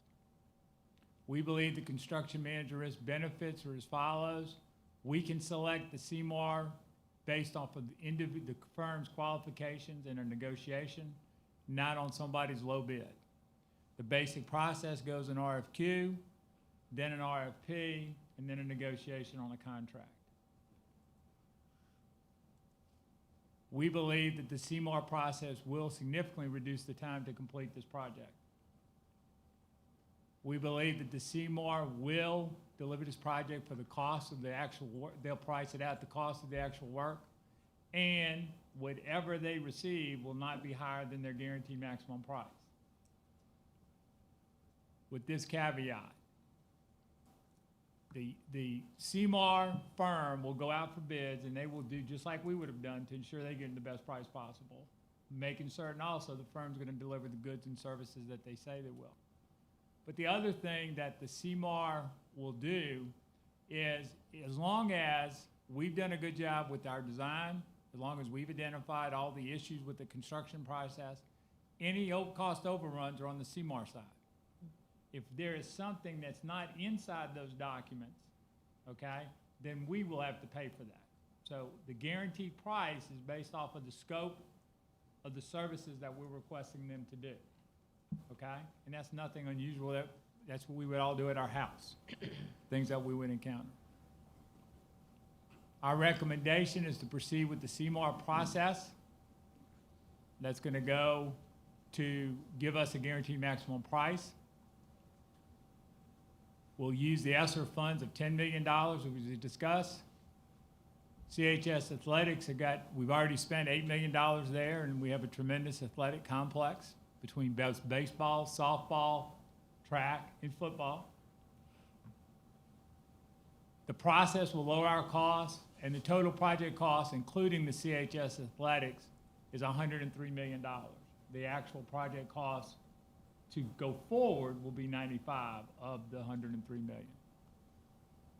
85 million of that will come in from bond steps. So next steps, with your approval tonight, we'll issue the RFQ. From there, the RFQs will come in, it'll go through an evaluation process. We can negotiate with all the firms that submit. We're not limited to just one. In order to select one, they have to be head and shoulders above everybody else. So that's generally fairly difficult to select one on the first pass. It'll be multiples. We can then negotiate with those firms. And let me just say, as we were doing the PPA, the contract negotiations were long. We're very particular on what terms and conditions we want. And I imagine we'll have the same thing during the CMAR process. And then we will come back to y'all for approval of that CMAR once we have the contract ready to go. And that gives you a reference to the applicable code section that governs the CMAR process. This is a process that Virginia Tech believes in. They use it very extensively. It's a process that Alexandria City Public Schools uses very extensively. And our documents are modeled off of the Alexander City Public School System. Tommy, is a downside on that? I mean, it sounds like it makes sense for our situation to use this, so I support that, but just as an aside, you're going to see some is the downside that you might the downside is that if you go out for way. bid, you may have gotten a lower price. Yeah, that's what I figured. But generally, this particular project would be difficult to have that happen. Well, and with risking $10 million, you'd have to have a pretty good shot at beating the price by that much, which is probably not going to happen. I mean, our big challenge on this particular project is the longer we wait, the market, everything that's going on in the market, and we're starting to see, back to pre-COVID and COVID, we're starting to see things take place. An example, I'm trying to pour the floor inside the gym on the bus garage. Concrete we can't get. Yeah. We're struggling to get concrete. Wow. So we're seeing things, for example, that we saw earlier in the pandemic. We can't get food inside of our school cafeterias. We're struggling just to get simple, basic commodities. Things that we saw early in the process, we're seeing again. So I'm very concerned. That's why it's another part of not just the guaranteed maximum price, but getting this project up and running and going is our approach for CMAR, and we believe that's the best course possible for us. Does anybody have any objections to Tommy and administration moving forward with the CMAR?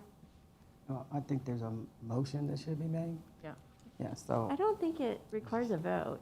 Yes, ma'am, it does. Yes, it does. It does. Yes, ma'am, it does. It does? Okay. Yes, ma'am, it does. Okay. So do I have a motion regarding the CMAR? So moved. Second. Any discussion further? I attended in May 22nd, 2020, VSBA session on this, and back then, actually, I forwarded both of you wondering if we can use this or not. So happy to see that we are doing it. It sounded, very little I know, sounded great then. Obviously, it's great now, so I'm happy. Madam Chair, may I ask you all to delay the vote on this till later in the meeting so I can talk to Mr. Kranz in the back? Yeah. But just about a procedural issue. Oh, sure. Thank you. We can do that. So we'll move this. I'm just putting in the motion in this second, and then just a second. Sure. You'll see it come up on the screen as unapproved. Note that that's just because we're going to come back to it. Sure. Okay.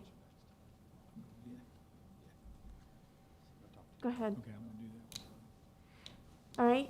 Then, Dr. Meyer, I'll move to you for Sure. staff support updates. Yes, ma'am. As you know, we've been working to get feedback from our staff on how we can adjust to better support them during the school year. Ms. Whitaker will provide an overview of the process and what items we've implemented already to help do this for our staff. So, Ms. Whitaker? Absolutely. So we'd like to provide, thank you so much. An overview. The following prompt or email was sent to our employees and provided them an opportunity to respond and open-ended feedback for us. And so that read, the pandemic has caused an increase in workload due to academic progress related to students, discipline issues, and helping students navigate education during a pandemic. We want to know what we can do to help, how we can improve processes, how we can improve in our support to you, and how we can collaborate to alleviate some of the workload for the school year.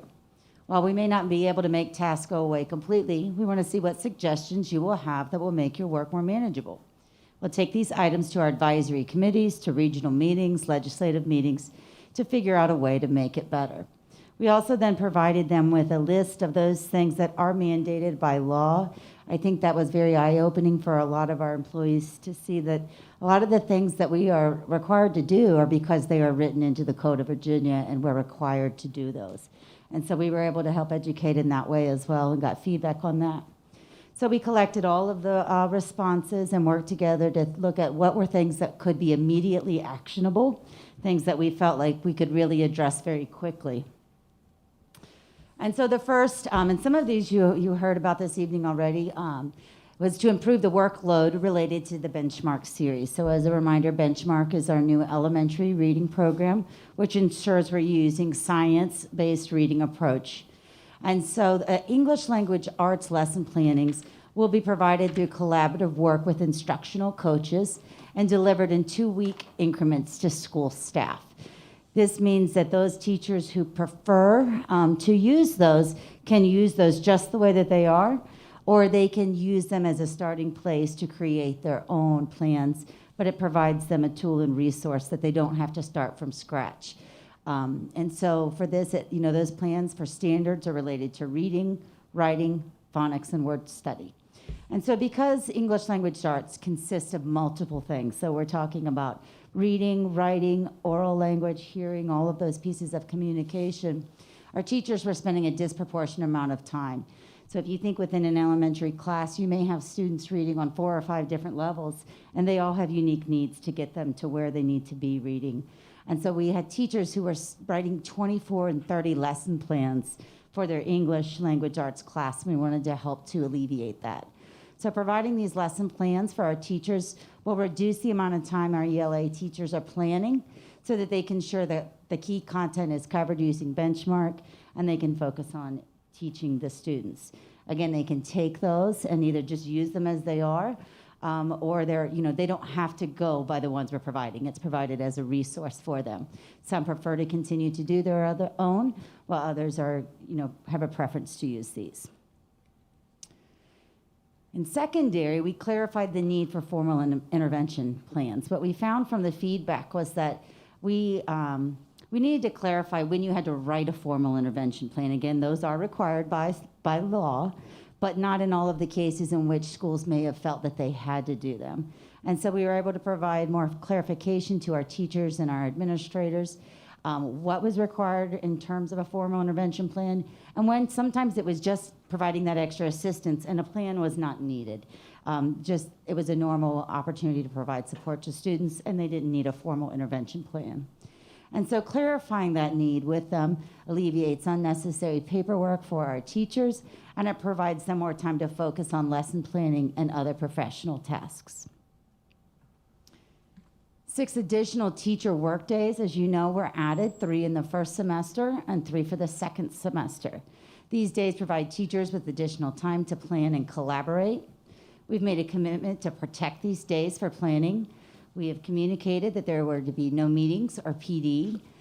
If PD is offered, no meetings or PD, so teachers can work on what they feel is most appropriate.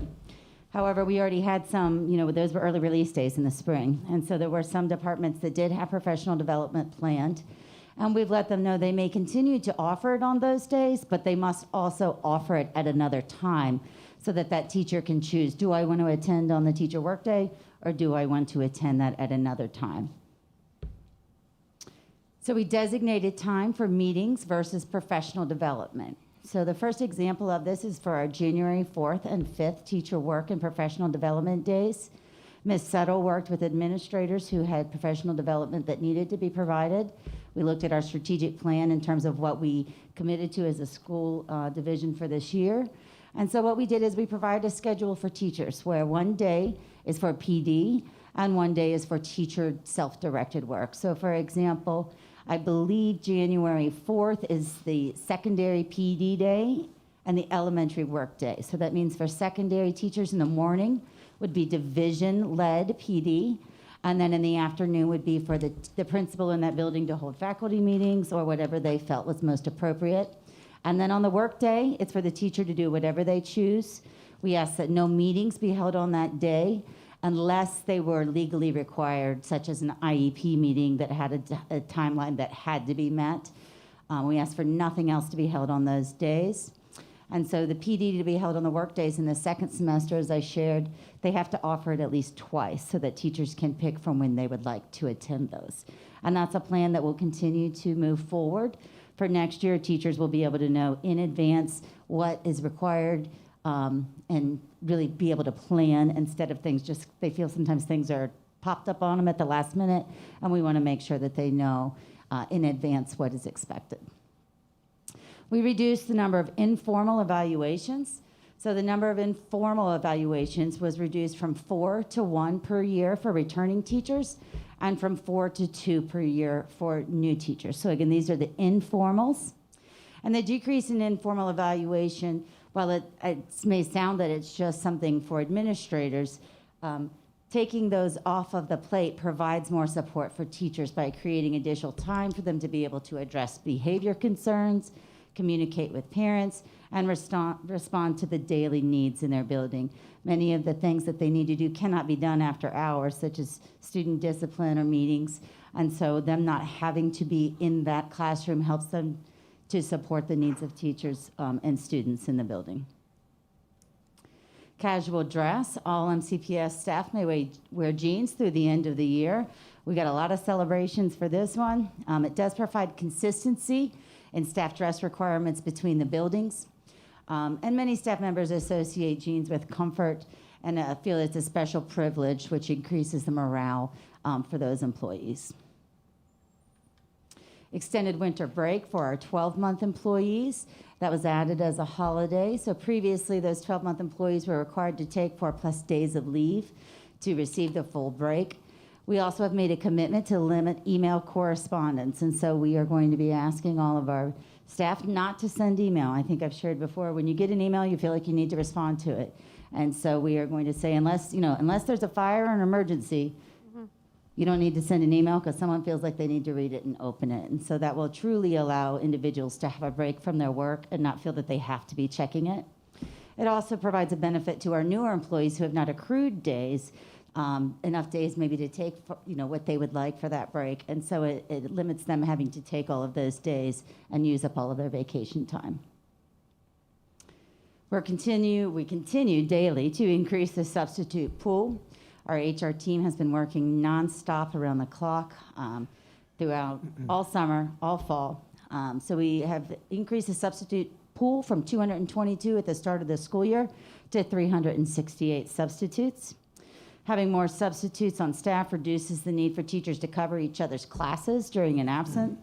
And while teachers are compensated if they cover a class, additional substitutes decreases the need for them to use their planning time and allows them to have that time to plan for instruction. We increased our RIHIP length, so we increased the eligibility of individuals so that they can participate from retirement until they are at the age of 65.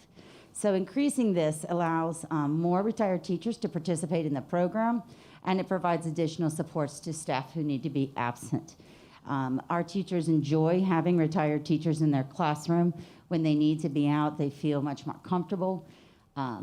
If you've taught, it's easier to come to work than it is to write a lesson plan sometimes. And so having a teacher in the classroom with experience does certainly make our teachers feel more confident if they have to be out. Increase the teacher compensation coverage pay for those who do have to cover for subs. So that was increased from $15 to $20 per hour and provides that additional compensation for teachers who volunteer. And it acknowledges that that teacher is giving up their planning time in order to help a colleague. We've hired additional staffing, as you know, through the use of ESSER funds. While we had sought the school feedback prior to this survey, The positions that we chose, as you know, were based upon the feedback we received and the decisions that were made at the school level. So we were able to put these additional positions into our schools.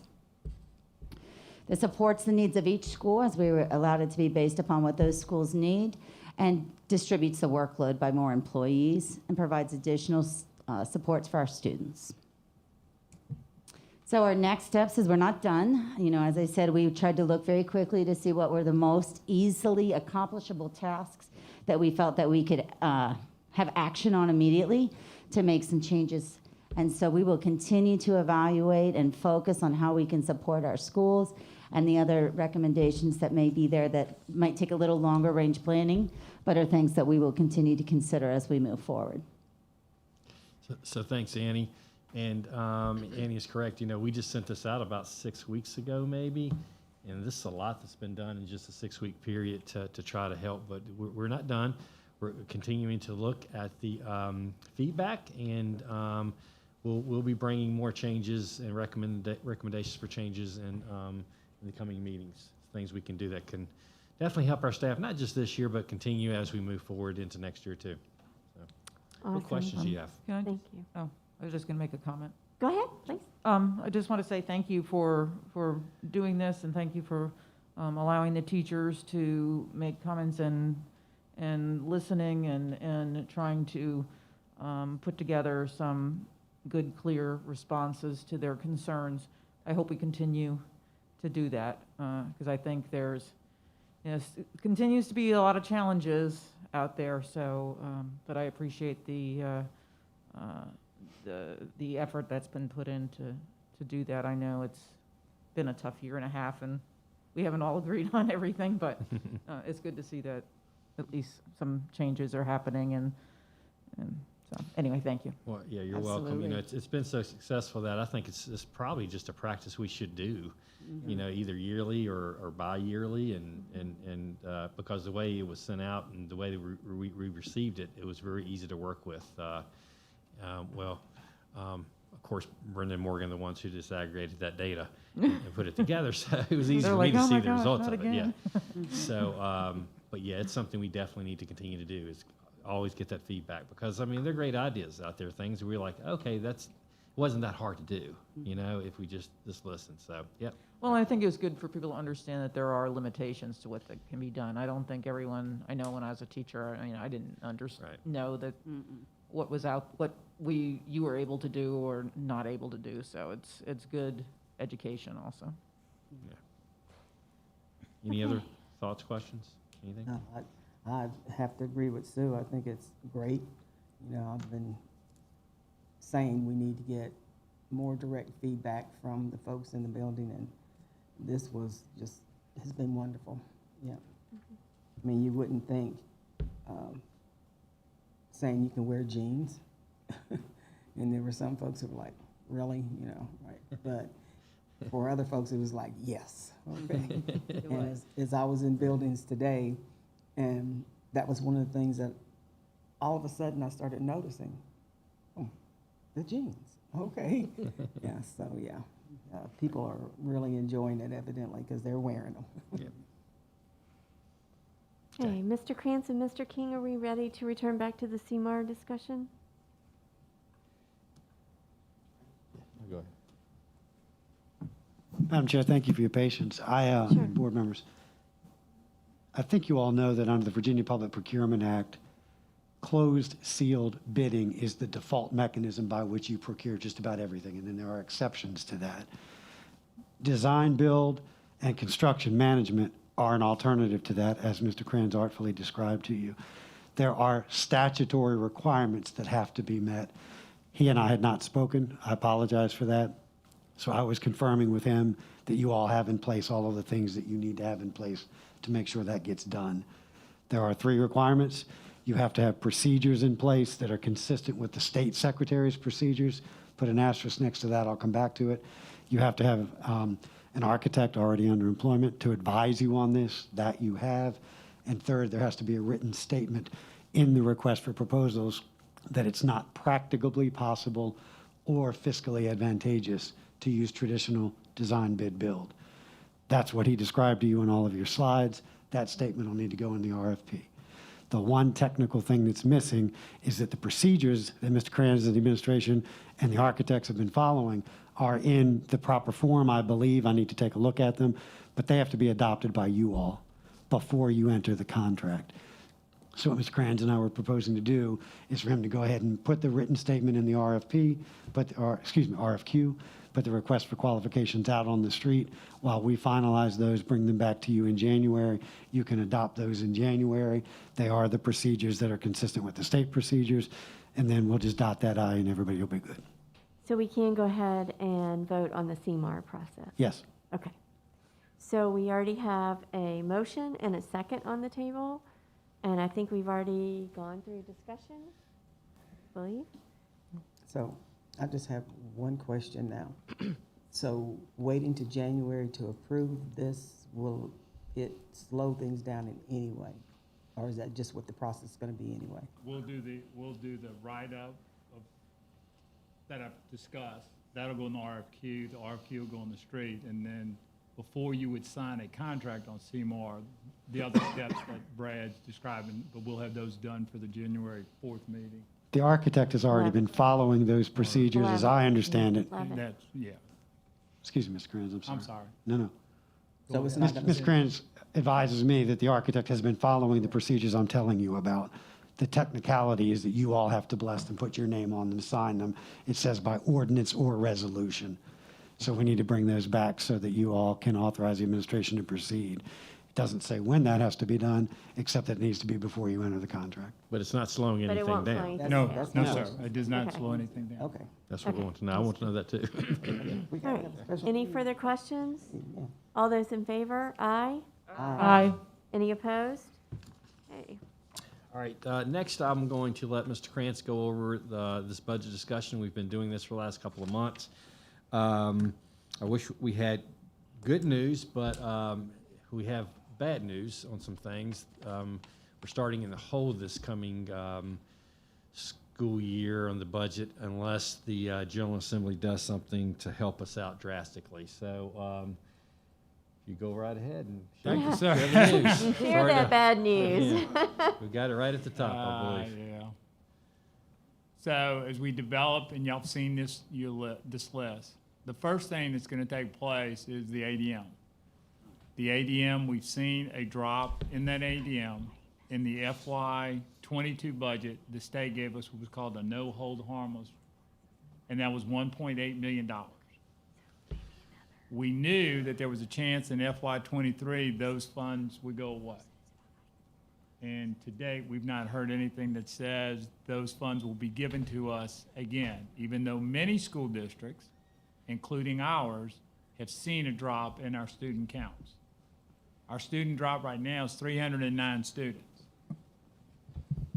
So there is a drop. And remember, a significant part of what we get paid is based off of our student count.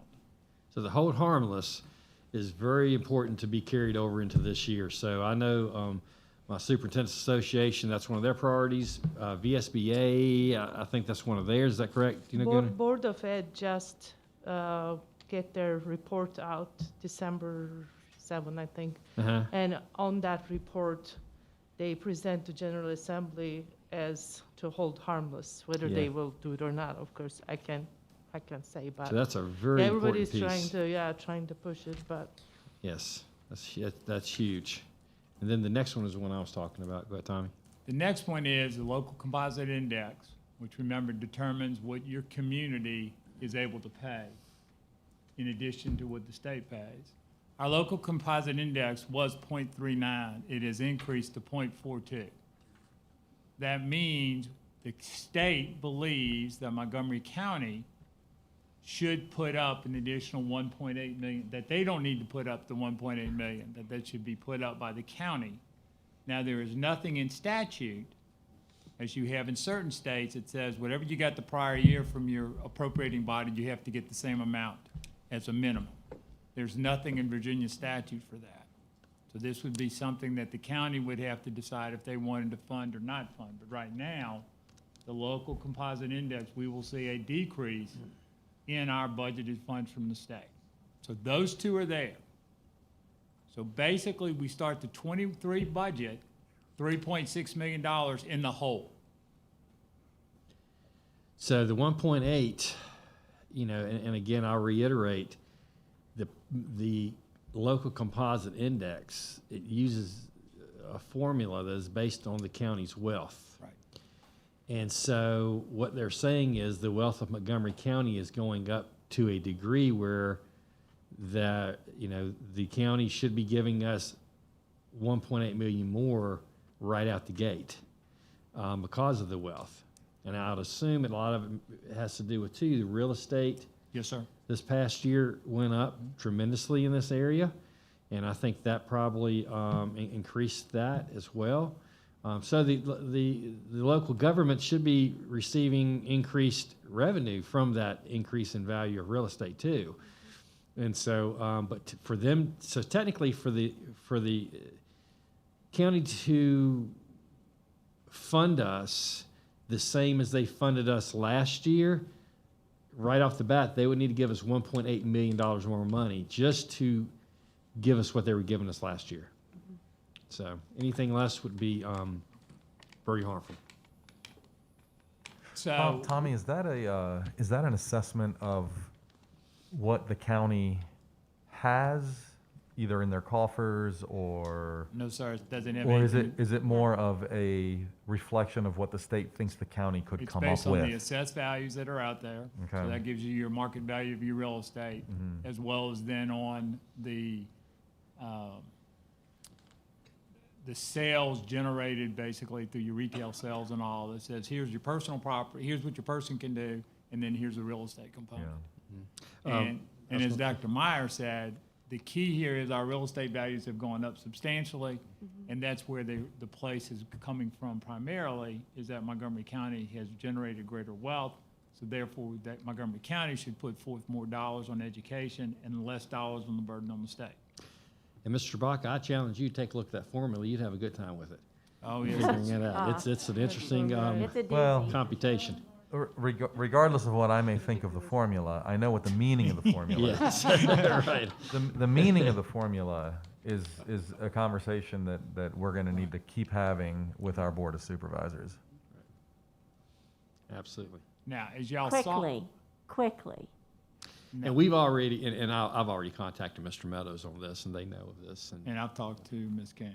Right, so we're working on our end with the county administrators. So on your first two bullets here, the second one is spoken for. We're definitely out of the gate minus 1.8 million.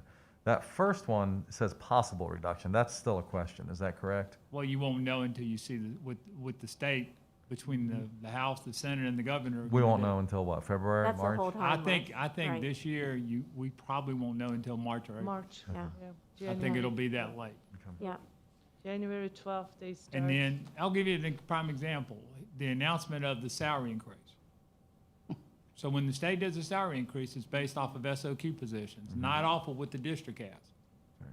So the SOQ positions are only about 40% of the total positions we have in this district. Right. Number two, the amount of the cost, the salary component as well as all the benefits are done off of an average by the state. Our actual costs are significantly higher on both salary and benefits. So what we get from the state's not close. It doesn't cover for an individual their full costs, let alone anybody else. Plus, they normally require us to match it. Well, and then you're gonna get into the match. And that's gonna be a challenge, as Dr. Meyer said, or I may have hit, you and I may have said this. It will be a challenge for Montgomery County to match. Something else that is being lobbied for and has been lobbied for a few years now is back in, I believe it was 2008 or 2009, due to the recession, they passed at the state level a support cap amount of funding for support staff. And I know the Superintendent Association is pushing strong to release that cap. Basically, they say, with this cap, you only need a certain amount of instructional aides, you only need a certain amount of administrators, administrative assistants, bus drivers, and that kind of thing. And after that, we don't fund you anymore. And because of that cap. We're asking that they lift that cap as well. That will help us tremendously because it's just like SOQ funding for teachers. These support staff caps, we can't run a school division on what they say that we can run a school division on. It just is impossible. Nobody Right, can. no one can. So it's the state's way of holding pay back from us. It creates inequities around the state too, by far, from division to division. And they basically put it on the backs of the locality in doing that. So, go ahead. So, and then you go down the list. So this third item says there's positions that have been brought in using CARES-related funds, which were all legal and proper, dotted every I, did everything on the learning loss and everything else. But we wanted to start building those, so when we got to the end of the 3 years, there was dollars inside the budget to fund those positions. We did the increase of raising our rates to $15 an hour to carry that forward to $75,000. If we look at a 3% pay increase for all staff, as we've done in the past, so it's not the 5% proposed, but we had 3% there, that's $2.9 million. Can I just make a comment here? I was going to add in something, just a comment that I received from a teacher, and the question they actually asked, and I know the answer to it, but I wanted to bring it up just because I said I would. The question was why, when we did the stipends last year, or 2 years ago, Bonuses. the salary adjustment. Right. What is The it, bonuses? The $17.50 that we provided to every Yeah, teacher. right. I call it a stipend. I forgot what term we used. think stipend. We call it We use something. stipend, okay. Yeah. I'm we did. sorry. Yeah. So the question was, weren't we supposed to get another stipend in the spring? And I don't remember us saying, definitely, we said we would discuss it, but, because we didn't do the full amount that Montgomery County did. Well, it appears that Montgomery County has found money for all of their employees, and they're going to get another $3,000 stipend this year. So the reason why we didn't do the full is at the time that Montgomery County pulled the vote, Montgomery County, without any conversation with this administration of any kind, who's no longer there, their deputy administrator made the decision to withhold revenue as well as capital funds from the school system. Those funds were not released, so there therefore was no funds available to make a full stipend payment at that time. Right, and I remember going to that meeting and Yeah. everything. Right. You were there. I Yeah. remember speaking at that meeting. Yeah. And But then the $3,000 that the county proposed, I was at the meeting. Again, there was This year no, or last year? this year, This there year. was no communication with anybody in the administration. If we were to do it in the school system, that's $5.5 million. I just wanted to make that, I mean, And the reason we couldn't, I mean, it's a valid request, but if we're gonna go forward with CHS to fill the hole, then there's no dollars available to do it. And Ms. Cass, I mean, it was very well considered, analyzed, discussed. They're just, I mean, there's just not enough to do it all. I understand. I didn't realize the county had approved. And then this person also mentioned that there were a couple other counties doing that, which is great if they've got the funds, but our county doesn't provide us with funds. As a matter of fact, they want to have school vouchers and tax credits and take away money from the schools as opposed to provide it. So, without cooperation from the Board of Supervisors and from the county, it's very difficult for us to do that. And I just wanted to bring that up because the concern was expressed, and I just said I would address it. But I kind of, and I told them I knew what the answer was, but I just wanted to bring it forward that is something that people are wondering. How come the county employees get $3,000 and I think teachers consider themselves, we consider ourselves county employees. Yeah, well, last year when I went to bat for our folks in front of the Board of Supervisors for that full $2,000 bonus, it was made very clear to me, directly to me, that our employees are ours and your employees are yours. And I tried to make the argument that we are not the funding source for ours. We need you to fund us. And so, you know, you're still the funding source for our employees. And so that is, but it was real clear when it came up, because we were trying to give our employees $2,000 bonuses as well, and that's where we got to the $1,750. Right, because they wouldn't even. And we, hoping we could maybe get a $250 at the end, but we never could. And of course, so it's the thought is for that board, for the board of supervisors, their employees are theirs and ours is theirs, and we need to take care of ours the best we can, and they'll take care of theirs the best they can. But of course, the caveat there is they are the ones who give us the money, and so they control that. We do not have, as you know, in Virginia, any type of authority to raise money for our schools. So I find it very frustrating when we get into these kinds of conversations, and our supervisors who have supported us, you know, when times have really been tough, but as of late don't understand all the concerns that they say they keep hearing about the school system. I'm just going to tell you, follow the money. And if you follow that money, it goes to the school system not being funded to have the staff and have the programming and have the things that we need to be able to help address some of those issues. And some of the issues that we have going on in our schools right now, that they want to offer vouchers and tax credits. Many of those issues can be addressed, if not resolved, if we get the funding that we need to have things and people in place to help us support our students and the families who are Montgomery County citizens that they are supposed to help represent. Absolutely. So our employees are their employees, just like you said, and this school system is their school system. They may not manage it, but they fund it, and what they don't fund directly impacts what happens within the schools. Right. Our staff teaches and supports their children.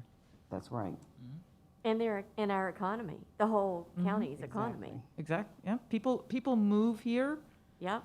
And because now that I recruit I work in HR at Tech, and that's a big selling point is coming here to Blacksburg because of the school systems. People move here, and it's a selling point that the university has, and we got to keep. That's an important. Everyone should be thinking about that, even Virginia Tech, because it is a big selling point for our biggest employer. Yeah. And it's just not as far as recruiting folks to come to Montgomery County, but it also has a social impact. If we are offering the highest quality education that we can offer to our students, then that means we help turn out more productive citizens, which means our county should have less impact with law enforcement and our judicial systems, which save money and help make us stronger. So it's not like we're in this in isolation. We're in this together, and folks better get that through their heads.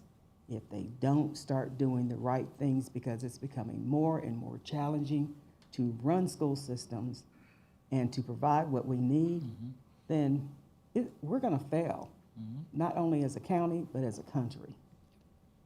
Amen. I think the Commonwealth has to change the mindset to begin with. I think, we are on 40th out of 50 states in state per pupil funding, and 27th out of 50 when you include the local funding. So I think that mindset has to shift if we're going to be really, and the wealthiest state too. That's the other thing, 8th wealthiest state, but money is not coming to education. Yeah, Tommy, That's for did you have anything else you wanted to add? Yes, ma'am, real quick. I'm sorry, I didn't mean to digress. No, but it's I okay. did want to bring that up. I also want our student school board reps to be part of the next agenda item, Okay. so Yeah, I'll go quick. thank you. But a statistical bit, we were the 7th largest increase in the local composite index of all schools in the state of Virginia. Wow. Our increase was 5.91%. from a year ago. But if we think we have a bad, Richmond City is estimating they lost $30 million. So you can imagine what the legislatures are going to hear from Richmond City Public Schools. Real quick on these, what's in highlighted green is what we think at this point will come to you in January as a budget, as a superintendent's budget proposal, okay?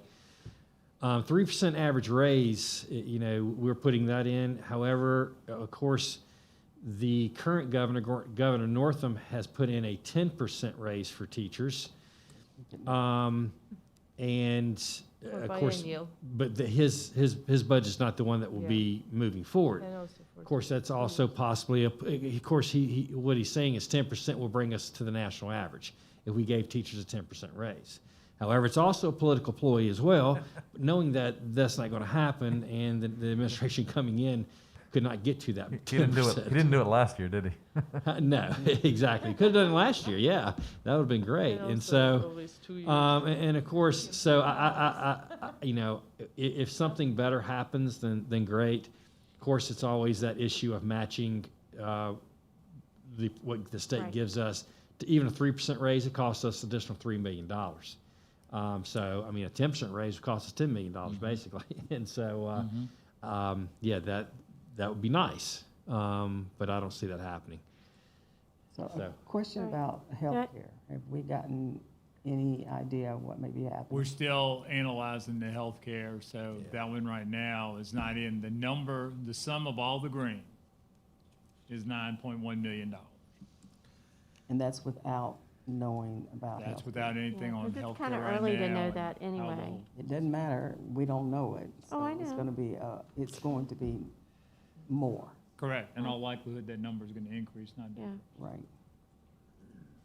Okay. Are you good, Tommy? That's it? Yes, ma'am. Yep. Okay. Our next item on the agenda is the revision to the program of studies. Mr. Polly is here to provide an update regarding the changes to the program of studies. Mr. Polly? Yeah, go ahead. I was going to do that, but he's the master of it. He's going to do it. Huh? Mr. Polly's going to Yeah, he's fine. Yeah. He knows what he's talking about. I do. So there are very few changes for the 22-23 school year. You'll see that there are only 4 new courses being proposed for high school. And the other notes are really just things of interest, or that I thought perhaps would be things of interest to the board. We have revised graduation requirements, but it's a rather simple revision that was mandated by the state. It's regarding world languages counting as sequential electives. I could get into a bigger explanation if someone would like to hear it, but it basically means that world languages used to be able to count as sequential electives, then the state changed their mind about it, and then because people misunderstood it, they've given us a year or 2 reprieve, and they are allowing us to count it again, at least for the next couple of years. And then I think the next bullet is actually a rather exciting thing, and that's why I included it on the list.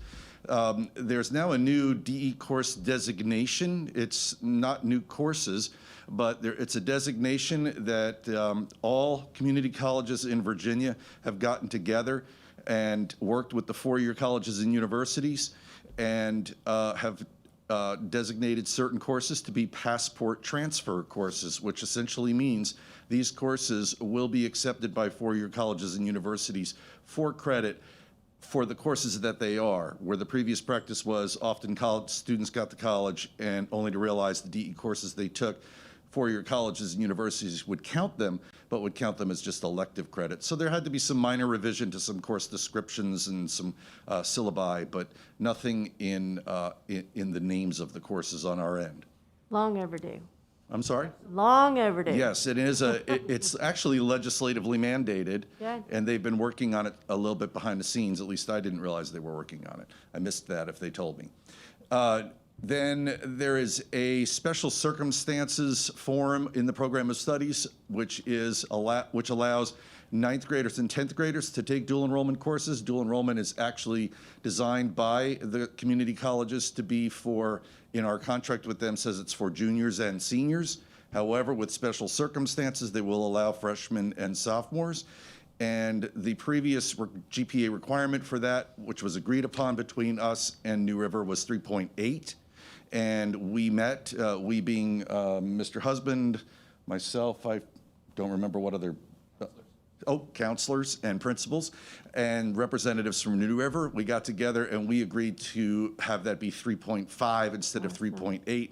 And there's actually really good reasoning behind that. It was not a random number that we selected, but that's a rather long explanation perhaps for another time if you're interested. And then we are finally moving. This is a big celebration. We are finally moving to performance-based assessments for social studies in lieu of traditional SOL tests. We are beginning, Mr. Dickinson is beginning to train social studies teachers, all social studies teachers in the high school level to administer and score performance-based assessments so that we can get that off the ground in 22-23. It's something we've been waiting for a very long time, and the state has finally said that we can move forward with that. So that within those courses, we've notated that as well. Those would really be the only changes that you would see other than the 4 new courses, and I guess this is a first reading, and we are— Actually not. It's We're not? going to make a motion to. I was gonna Okay. say, yeah. Yeah. Thank you. But then I'd like to understand then. Yeah, hold on, we'll get that, the discussion part, is that okay, Sue? Yeah, sure. Does anyone want to make a motion regarding these updates? So move.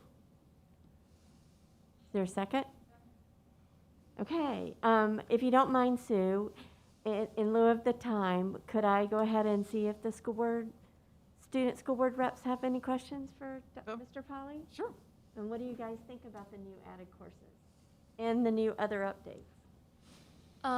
I personally don't have any questions, but I love adding DE courses. I think adding DE courses is a great opportunity, especially for seniors who have already completed most of their required high school classes. DE is a great thing because it just takes a lot of stress off of getting college courses completed. And I wanted to say I really liked the changing allowing DE courses for 9th and 10th graders because, I mean, if the 9th and 10th graders are ready for these DE classes, nothing should be holding them back from taking them. If they are prepared for this college level, if they've already completed stuff, they should have that opportunity to do that. Thank you, Ann. Naira? Yeah, I agree with what Anne Ray said. I think adding DE courses and making them more accessible for younger students is good because there's always going to be students who are ready to take those courses, and it opens more opportunities for them in the future to take more advanced courses. And yeah, I think adding courses is always a good thing because it just opens more doors and opportunities for students. Awesome. Thank you guys for that input. Go ahead, Sue. Thank you for letting me do that. Well, it's interesting they said that because thank you for your opinion, but I would beg to differ that that's a good idea for 9th and 10th graders. And I just question why 9th graders would need to take a DE class. I think that what we're seeing in the universities now is students struggling when they go to take classes at university level because can you imagine taking DE class as a freshman and then you go to university, then you go to a university and now you're going to take a class that 3 years ago or you have to take the next level of a class that you took 3 years ago when you were 15 years old, and now you're 19 and you have to take the second level of that class? Yeah, explain the types of DE classes. Yes. So I'm trying to understand what kind of a DE class are we talking about? And also the other question I had is why they lowered the overall GPA requirement. What was the reasoning for that? So first, I'll address Ann Ray too, to say that we've always allowed 9th and 10th grade students to take DE courses, and we had a special circumstance form that had to be completed for each 9th and 10th grader that wanted to do it. And the criteria, it's many more criteria than just the GPA requirement, but the GPA requirement was 3.8 and was lowered to 3.5. Now, if I can answer that part first. So we realized that it is quite possible for a student, particularly in the 9th or 10th grade, to have all A's in their core content areas and perhaps a C in PE or like a C in a fine arts, like art or music. And it ends up knocking them down to a 3.5 because they have so few credits. The numerator and the denominator are such a low number that each course is worth more value, if you will. And so we figured out if a student got to the point where they got all A's but a C in one of those other courses other than the core, then their GPA would be a 3.5. Whereas 3.8 was, I wasn't around when that was decided initially, so I don't even know why it was 3.8, but the folks from New River agreed that 3.5, under the circumstances we described, was acceptable. Yeah, also, rising ninth graders who are taking dual enrollment courses, the only GPA they have are the high school courses they took in middle school. Right. And so, which means basically they'd have to have had pretty much all A's because it could only maybe be 3 classes. And so, but go ahead and explain that the. makes sense. The course. other Yeah, piece I'll explain the other part, and then Mr. Husband just let me know that he'd like to say something. So pretty much the 10th graders that would take potentially a DE course would be in math only. And that's for our students who take Algebra 1 in 7th grade and Geometry in 8th grade, and then they're taking Algebra 2 Honors in 9th grade. The next logical course for them is DE Pre-Calc. And if they take DE Pre-Calc, some of these are a tongue twister. If they take DE Pre-Calc in 10th grade, then they can take DE AP Calc AB, DE Calc 1 AB in 12th grade, and DE AP Calc 2 BC in 12th grade. And the 9th graders, that is a very, very low number of students. It's probably like 4 to 6 per year. I've never actually seen it higher than 6 ever. That take math, take Algebra 1 in the 6th grade. And there are certain criteria for that I could not explain to you off the cuff. I remember that from when I And was then in those school. students would have completed Algebra 2 Honors in the 8th grade. They would walk up to the high school, and therefore they'd have to take DE Pre-Calc. And they could take Advanced Algebra Trig, but they would, and it is a pre-calculus course, but they prefer to take DE Pre-Calc. And if they meet those criteria, they are academically ready. Okay, so so what you're telling me though is, you're saying that all DE classes are going to be open to 9th and 10th graders now? If they meet that criteria, and it's been this way for years. Okay, so I'm trying to, then this was just added on here, why was this added on here then? Because we lowered the GPA requirement from 3.8 to 3.5. So that's the only change? That's the only Yeah. change. Yes, Because, ma'am. well, okay. But it says revised allowing 9th and 10th graders to take DE courses. So I suppose that should say the way it was worded, it Yes, I made see what you're saying. made it sound as though that did not exist before, and now it exists. So that's why I'm asking. I'm not asking You are correct. because it's the way you wrote it is a little confusing. It could have been worded better, yes, ma'am. So I understand it 9th so and well 10th myself. graders that were always allowed to take Yes. DE courses. if they met the special circumstances criteria. And what are those criteria? Oh, boy. So And what courses would those be? in addition to the GPA requirement, which is the one that's mandatory, they have to have an A in English, their previous English course, and then an A in the course previous to the one that they're going to take. So if it's DE math, their previous math has to be an A. Okay. And then really the way it ends up calculating out for those students is they basically have to have an A in their other core classes as well to get that 3.5 minimum of 3.5, yes. CTE. Yes, Mark, you want to say Yeah, something else? Mark's dying to say something. Yeah. Well, he's, That's he's, Sorry, I he's fidget. getting all jittery over I there. know, right? I just wanted to give a couple examples and to leave a little bit of history.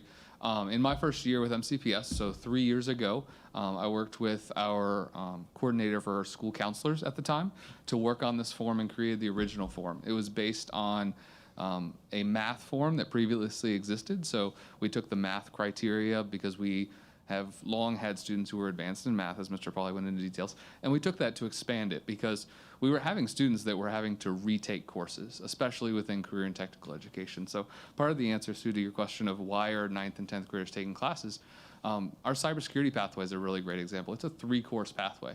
So if students want to start taking those courses as freshmen or sophomores, just in order to get through the full pathway before they graduate, we go ahead and dual enroll those. The curriculum is equivalent to New River Community College. And then also, they would otherwise be retaking the same curriculum. If they took a non-dual enrolled class as a 9th grader, they might get to be 11th grader and they'd have to retake that course to earn the dual enrollment credit. Thus, we created this exemption form. So as long as they meet the criteria on there, they take one course, get 2 credits for that one course. I'm trying to follow that. in my Awesome. head. Would it also be a fair assumption to say that allowing the 9th and 10th graders to take some of those courses also allow them to take career and technical education courses? Yes. Because I know Abby ran into that. She had to take classes at New River that she could have taken, but because she chose to take cosmetology. Yes. So if we don't allow things like that, then we're not allowing kids to be able to take CTE courses because there's just not enough time. Sure. Correct? And I can see it in certain circumstances, but here's my concern, and I have seen this as a teacher. Students aren't necessarily the ones being pushed to take DE courses.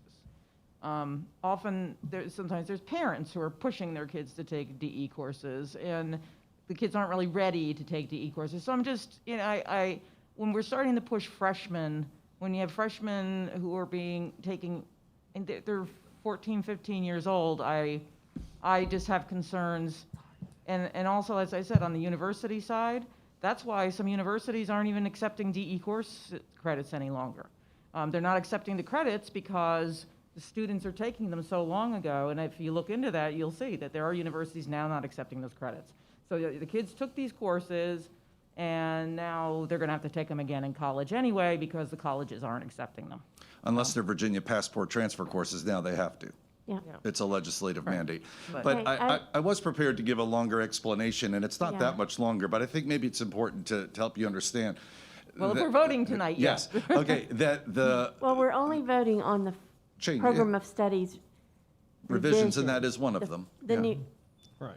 Okay. We are voting on. So the contract that we have with New River Community College, which my understanding is it's a common contract with any of the VCCS, Virginia Community College system schools around, it delineates very clearly that dual enrollment courses are designed for 11th and 12th graders. But then there's a however. It says, however, under special circumstances, students who meet certain eligibility requirement as established by the principal and the college will be allowed to take certain DE courses as freshmen and sophomores. So when I came on board, when I was principal of Auburn High School, I just never had any 9th or 10th graders that took them because I didn't really ever see the contract.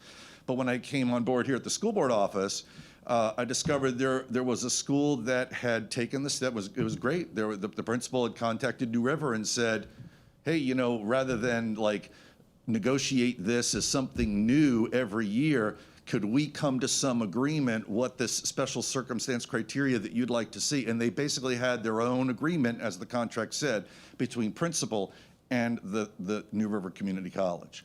And so when I came aboard, I said, well, shouldn't we just, and Mark and I talked about it later, I'd like to see that happen at all 4 high schools for equity. So that's when Mark, and it was Melissa Hipple at the time, got together and did all the organizing of it to make this like a standard thing for all 4 high schools. And so that's how it became into existence, but it was a 3.8 GPA, and the change is make it a 3.5 GPA. And there are other CTE courses too that are DE. Oh, there's a lot of them. There are a lot of them. yeah. My own child, who's a 10th grader, is taking DE welding right now. Yeah. And that's, I'm sure it'll be an elective credit at some point, unless she decides to go into welding. But she will have a college credit in welding after this semester. So Any So we other basically wanted to questions? make it more uniform across the division. Yeah. Any other questions? All right, all those in favor? Aye. Aye. Any opposed? Thank you, guys. Thank you for staying on. Thank this. you. yeah, thank you. Thought that might interest you and your Yeah, and for your sure. colleagues. All right, the next item on our agenda are the updates to policy 7-1.5. This is up for approval tonight. These revisions to this policy were brought to the board for information at our last meeting. Does anyone want to make a motion regarding the policy revisions? I'll make a motion. Second? Any discussion? Yeah, yeah, go ahead. Oh, wait. So you want to talk about this one? Yes. I'll talk about the other one. So after the first reading and reviewing this, I've got a little bit of a problem with the way that this thing is worded, and after we're revisiting this because I think we kind of got bit with some of the specifics on it the last time. But my main concern is that we are that we could potentially have the wrong staff member explaining the policy to the student. And I also am a little bit concerned that we may unduly hamstring our counselors in policy. Mm-hmm. So I would like to, my intention, I'm not making the motion yet, my intention is to make a motion to amend this. We already have a motion on the table to accept the policy as written. So then can I make a motion to amend can. my motion? Yes, you can. Okay. So, fine. In that case, I'm just going to go ahead and make the motion to amend my motion. And what I would like for it to, this is what I would like for it to read, and we can discuss this, but on the statement that says, begins once a staff member becomes aware, right?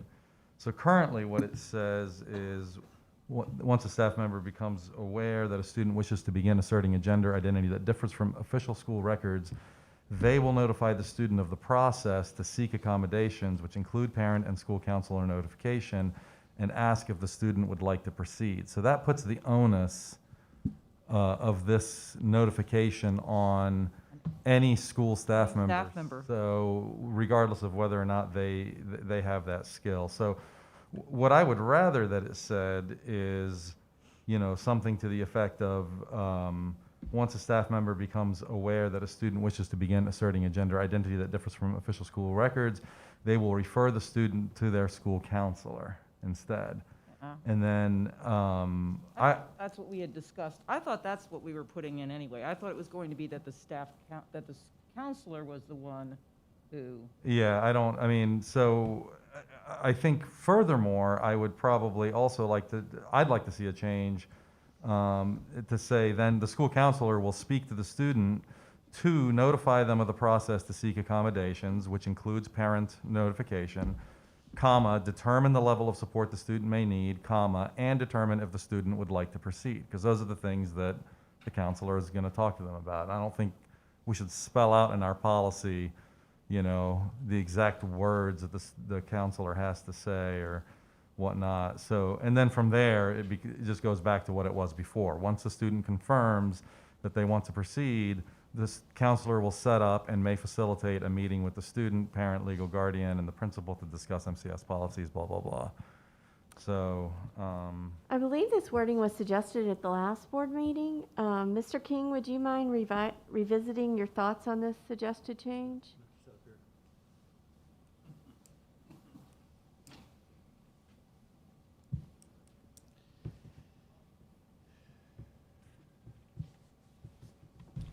And read the mission and vision and, just kidding. That would be easier. It would be. I guess I'm wrestling with Mr. Chewbacca with your comments because I read this as, be very careful here. I don't have a preference for what policy the board adopts.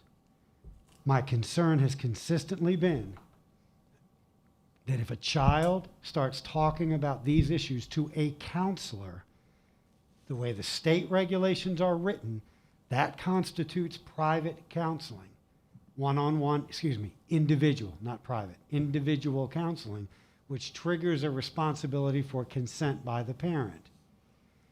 The way it's written now, it seems to me it does what Mr. Chewbacca wants. Once a staff member becomes aware that a student wishes to begin asserting a gender identity that differs from official school records, they, staff member, will notify the student of the process to seek accommodations, which, you could add the word process, includes parent and student counselor notification, and then ask the student if they would like to proceed.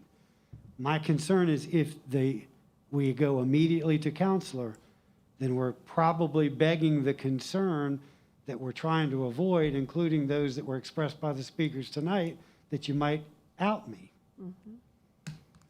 And I mean, other than that, I don't have a preference. Let me ask I this guess question. yeah, So go ahead. if the first person if the first person a student goes to is a counselor, then What do they do? Then that would be And that's the same problem. Go tell somebody else? Correct. So they should go to anyone but a counselor to, wow, okay, I didn't. Well, I mean, so let me ask you this, Mr. King. Okay.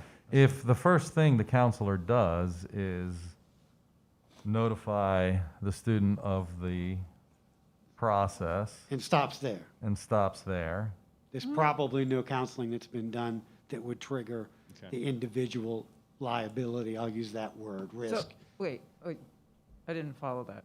So you're saying, I think if they engage in a substantive conversation about the child's preferences, I would make an argument that they have then engaged in individual counseling. well, what If all they have said is, I hear what you're saying, you're exploring this question, here's the process we follow, then I think you and the superintendent are absolutely correct. Okay, so, and that to me would be, so here's a scenario. Student goes up to instructional aide and tells them. Instructional aide says, you need to, I hear what you're saying, you need to go talk to the school counselor. Student goes to the school counselor says, hey, your instructional aide sent you here. Before you get started on talking about anything, I need to tell you that this is what the policy is. That sounds like that, in your eyes, that would be okay, that's because what they I have just not said. had a substantive conversation yet. Correct. Because I think what Yeah. Mark's saying here, which I agree, is that not every staff member, even as a teacher, I don't know if I'd feel 100% comfortable in being the person to have that conversation with a student, because I think we have a better chance of that getting bungled than if they actually, a counselor who has been trained exactly what to say, knows what concerns are, will say it. I just think we're at more risk if we just allow a staff member to do it. Do we want to But if we specify? say staff member, that includes a teacher who is comfortable saying those, because I know there are already some out there that feel comfortable doing that. No, but this way, And if they go to a counselor, it is consistent. And it sounds like from what Brad is saying, consistency is also important. So that it's the same exact things being said. You take chances. How many teachers do we have in a school, approximately? In the division, 900. So how many in a school? 100 maybe? Like in 100 in a- BMS, in a there's big what? 100. 60, 70 teachers. Say 70 teachers. There's 2 guidance counselors. There's a greater chance that one of those 70 people are not going to get it right than the 2 people who do it all the time, they will get it right. And I think we're going to have less risk if we do it through the counselor. Mr. King, just for clarification, is if a student approaches a teacher and talks to a teacher about this stuff, does the state consider that as counseling? I do not believe so, because I think the regulation, and Ms. Whitaker might have it, I don't have it in front of me, I can pull it I up. do. It says, no student shall be required to participate in a counseling program to which, right, the parents object. Referring them to the counselor Yeah. is sending them for that private session would be considered a counseling session. So that being directed to go there by a staff member is us sending them to participate in something without their parent knowing, and so that's the state But code. not as a I mean, What is we have their to be other role? clear. We have to be clear about the role, and the role in that case. What I would say is that the counselor is essentially acting as a role as an information officer. They are the ones qualified to explain the process. It is not a counseling session, and I think that's what Mr. King was saying. That if that's the first thing that the counselor says. I guess I just don't know of any time they're employed by us, their contract is as a school counselor. So I don't know at what point they're not functioning in that role when they're at work. That's their job. So I understand your concern, But for me, because I was the one who said, this is, our children need to know before they say too much. And that's, for me, is the key, before they say too much. So if I, as an aide, a student approached me and said, I would like to have an accommodation, I should have already been educated that I stop and help that child understand, if we go any further at this point, then we will have to involve your parents. Is that not where we're at? I actually think that, based on what Mr. King just said, actually, if you're the aide in that case, there isn't that same concern about counseling. So if you're a trusted friend of the student, if you're somebody the student trusts, let's say, and we heard from many students tonight that said, you know, when I see that flag, I know this is a safe place, right? So if you're one of these staff members that feels safe to this student, and the student comes up to you and says, here's what I've been thinking about, but you know, I don't want my parents to know, or I've got the situation at home that's complicated. In that case, based on what Mr. King is saying, it sounds to me, and correct me if I'm wrong, that you can have that conversation with that student and explain to them what the process is before they would agree to be referred to the counselor. Is that a correct understanding? That's what we had in the policy. Yeah, so once a student identifies they want an accommodation, then that's when a student should be told by anyone, this is the process. Once you start having a conversation about the accommodation that you would like to have, then we have to notify your parent. Once you approve it. Huh? Once you confirm as a student that you want the accommodation. Once you request Then an you accommodation. go to the guidance counselor. Yeah, then that's when the student is told, if you go any further with this, we are going to have to contact your parents. You are requesting accommodation. Well, there's some nuances here. So I guess my first question, what's the answer to my most recent question, Mr. King, about if Miss Franklin is the trusted aide, let's say, can a student have conversations with her? Well, the answer is, of course, they can have conversations. If I am that person, I would not want to engage in those conversations, given the gravity of the conversations, and I would do what Ms. Franklin is suggesting, saying, you are approaching a process, we have a process. I think what I said to you 5 minutes ago after the superintendent commented was, if all we're saying is, go to the counselor to get a copy of the process, I'm okay with that. But I think Like Ms. a Whitaker is document. concerned Yeah. that when does process turn into substantive conversation?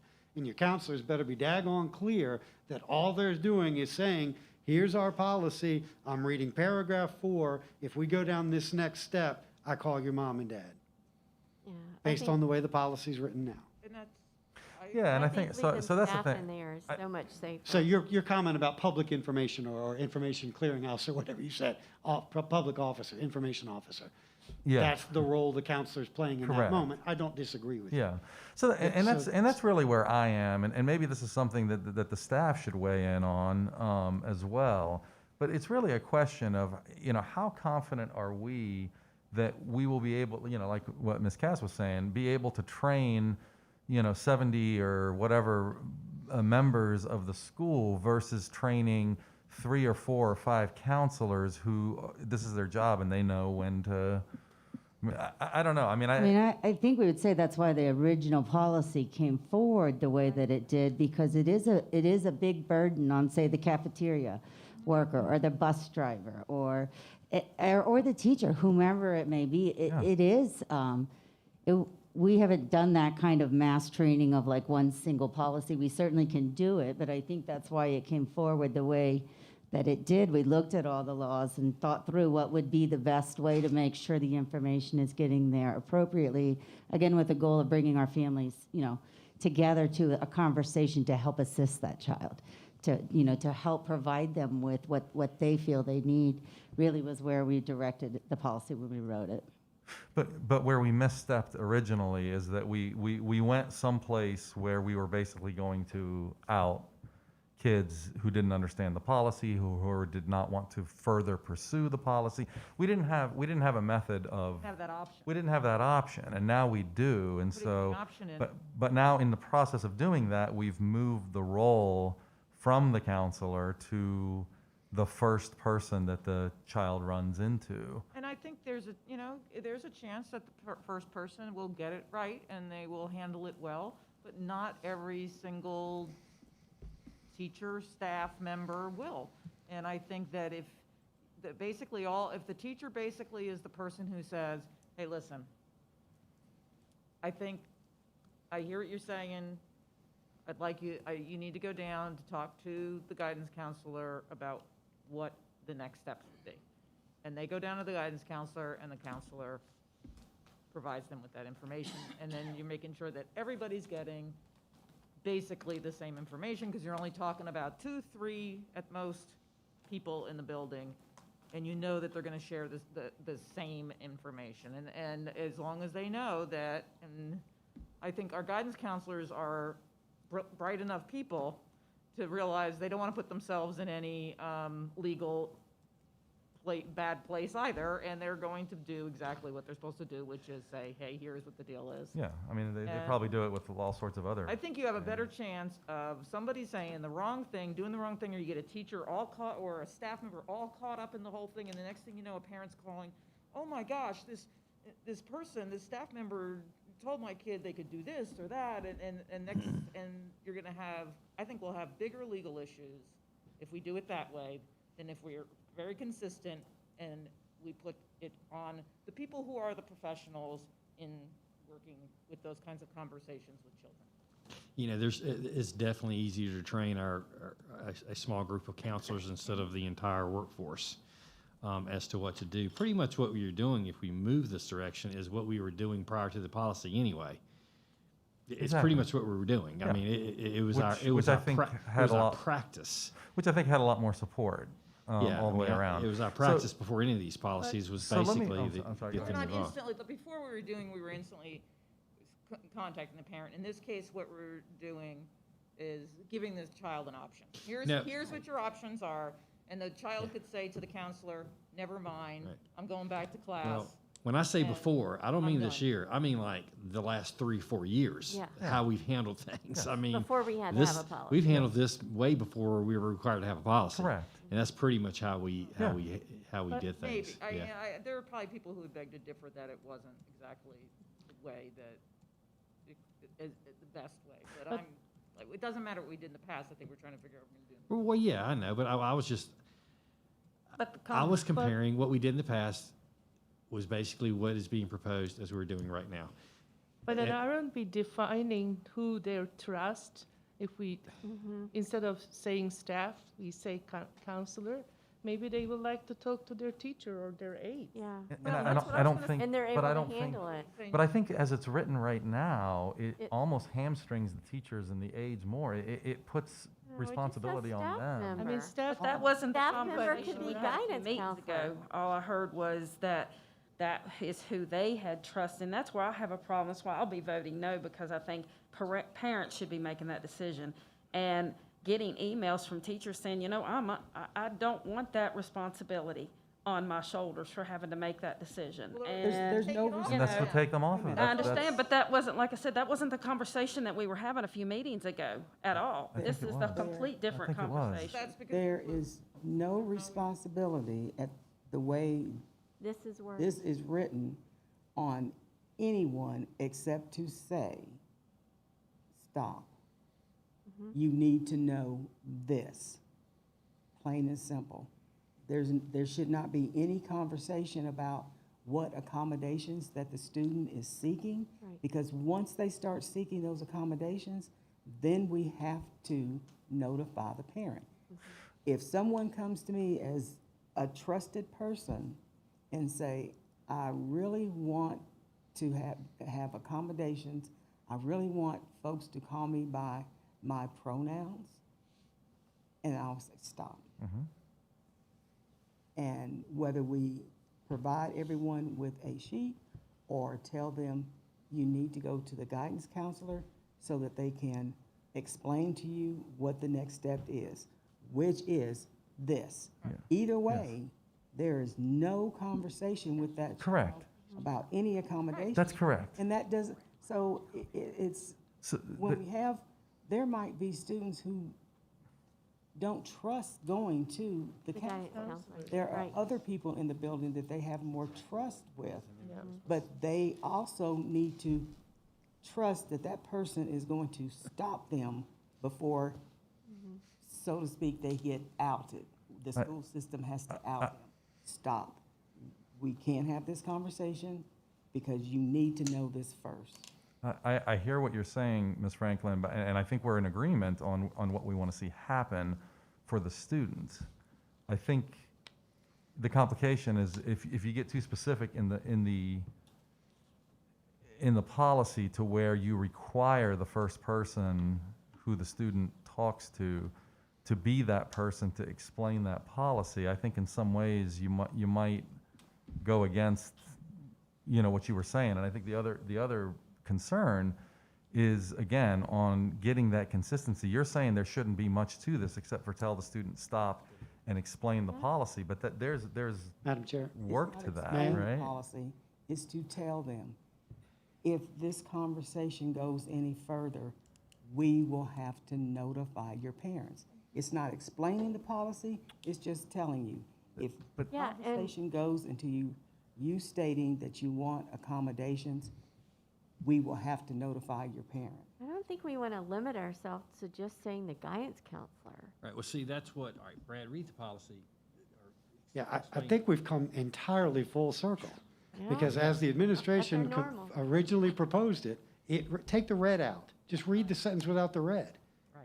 What the administration proposed is if you walk up to Brad, Aide says, time out, got to talk to the counselor, which would have done exactly what you're asking to do, Mr. Chewbacca. But last meeting, we added all this language in case the caveat was the kid didn't go to the counselor. That's right. That's exactly right. Mm-hmm. Well, I think the problem lies in that not all of us agree that this is even a good idea. So I think that is where the biggest problem lies, that all of this leads to some degree, outing the student, that we are forcing them to make a decision without having a conversation with people and learning how to process what's going on. And I think that, at the end of the day, there's those of us who believe that we should not be doing that, and those that don't. And so I think we're trying to find a compromise that at least doesn't immediately out the student. And that's what we're trying to find, and some kind of a compromise where the student has the opportunity to make a decision. And, my only concern is, as Mr. Chewbacca said, that you're putting the pressure on the staff. And not all, it's just not going to be easy for everybody, all staff members to do that. And I think We're not expecting it's it. more consistent if you have the message coming from the counselors. Mr. King, what you said about the red, if we take away the red in the policy, Yes, sir. that's what we have. That's not true. If we take away the red, we have the old policy, which was Right. outing students, right? So what we're trying to do is we're trying to. If I may, what I was speaking Yeah. to was the original proposed policy minus the red. Yeah. Simply says that if someone walks up to someone who's not a counselor, that person's going to refer the child to the counselor. Yes, That it but says the then- counselor is going to immediately Yes. contact the parents. It's- And that's as what we're writ- trying to as get written, away it from. says the counselor will speak to the student to determine the level of support the student may need prior to scheduling a meeting. Sounds as though they're So the going to train's schedule- rolling. Period. The train is rolling. If you think if you think a kid said, I want accommodations, they immediately go to the counselor's office and that train leaves the station and the kid cannot stop it. And if they had no idea what this process was about, there's nothing they can do. That's what we have a problem with, and Well, that's why we then asked for. maybe the deal is to take the red and put it after the referral to the student counselor, Yep. so that the student counselor says, time out. If you're starting to ask me these questions, And that, I gotta call your parents. yes, and that's what we're saying. that's the motion to amend that I That's have on kind the of what table. we're saying. So let me You worded it let me say that to you, let me say it back to you, Brad. It would Yes, say, sir. once a staff member becomes aware that a student wishes to begin asserting a gender identity that differs from the official school records, they will refer the student to their school counselor. The school counselor will speak to the student to notify them of the process. So all they've done is told them what the process is, to seek accommodations, which includes parental notification, and ask if the student would like to proceed. You're just That's mo- the crux of the difference. You're is just that- moving the red sentence till after the referral to the counselor. Yeah, and you're putting in that, here's the information, do you want to proceed? If that student says yes, then I'm with Ms. Franklin and with everybody, the parents, it's part of the school records, by state law, the parents can find out, I but at just least want the to be clear, student the knows that. only thing that I've been concerned about is putting a counselor in an untenable position where they have engaged in counseling that might violate the regulation. So if we stop at process, I don't think that's fundamentally different than if the aide or teacher or principal Yeah. explained the process. Exactly. It's exactly the same. Sure, but okay, so I mean, if you guys want maximum, it sounds, Ms. Graham, like you want maximum flexibility, which I'm fine with. I was trying to do something a little more simple here, but, it could be that we could write the policy so that it could be the counselor or another staff member that has been trained. Well, it says once a staff member, so that to me sounds pretty inclusive. Unless that staff member doesn't. Then I all they think as have it's- to say is, I'm not sure the process, but let's go to the counselor and understand the process, and then you can make a decision. I mean, I agree with you, but I think what you just said is a violation of our policy, if we pass it tonight as it is. No, it's not. It says once a staff member becomes aware that a student wishes to begin asserting a gender, blah, blah, blah, they will notify the student of the process. So they can say, I don't know the process, but I can take you to a teacher or another staff member, whether it be a guidance counselor or another teacher, that knows the process. If the staff and our legal counsel is okay with that, I think that's an acceptable compromise to me. I need to What do see you it think, rewritten Stu? to really get a good sense of what we're accepting. I mean, I think it's just as it's written, but she's interpreting it such that if a staff member doesn't know the process, that they can refer the student to another staff member that They does. will notify the student of the process to seek accommodation, which includes parent and counselor school notification, or refer the student to someone who does. Yeah. And after And the student ask would if, like to proceed. okay, but that requires a small edit to that, which is, I'm fine with that. Yeah, I mean, my point was not from the beginning, tell the student that they can only go to counselor. Yeah. Because I think That's fine. that defeats the purpose of trusted individual, because it could be very well somebody else on the first step. I mean, initially, at the end, they're gonna go to counselor, obviously, for the process to Yeah. proceed, but at least maybe they can feel comfortable talking to somebody else, maybe the English teacher or PE teacher, I don't know. Okay, I'm okay with, can I make my amendment motion to then add, You're welcome to. Can you read that again for all of us? yeah. Shabaka, do you want me to? Yeah, why to don't do- you, why don't you go for it? So I believe the amendment would be to add to the red words, if I can, Madam. Why don't you start Madam at the Clerk. beginning of the Okay, I'll read that sentence. sentence. Once a staff member Once a staff, becomes- so the motion would be to amend the following sentence. Once a staff member becomes aware that a student wishes to begin asserting a gender identity that differs from official school records, the staff member will notify the student of the process to seek accommodations, which includes parent and school counselor notification, comma, or refer the student to someone who knows the process, comma, and ask if the student would like to proceed.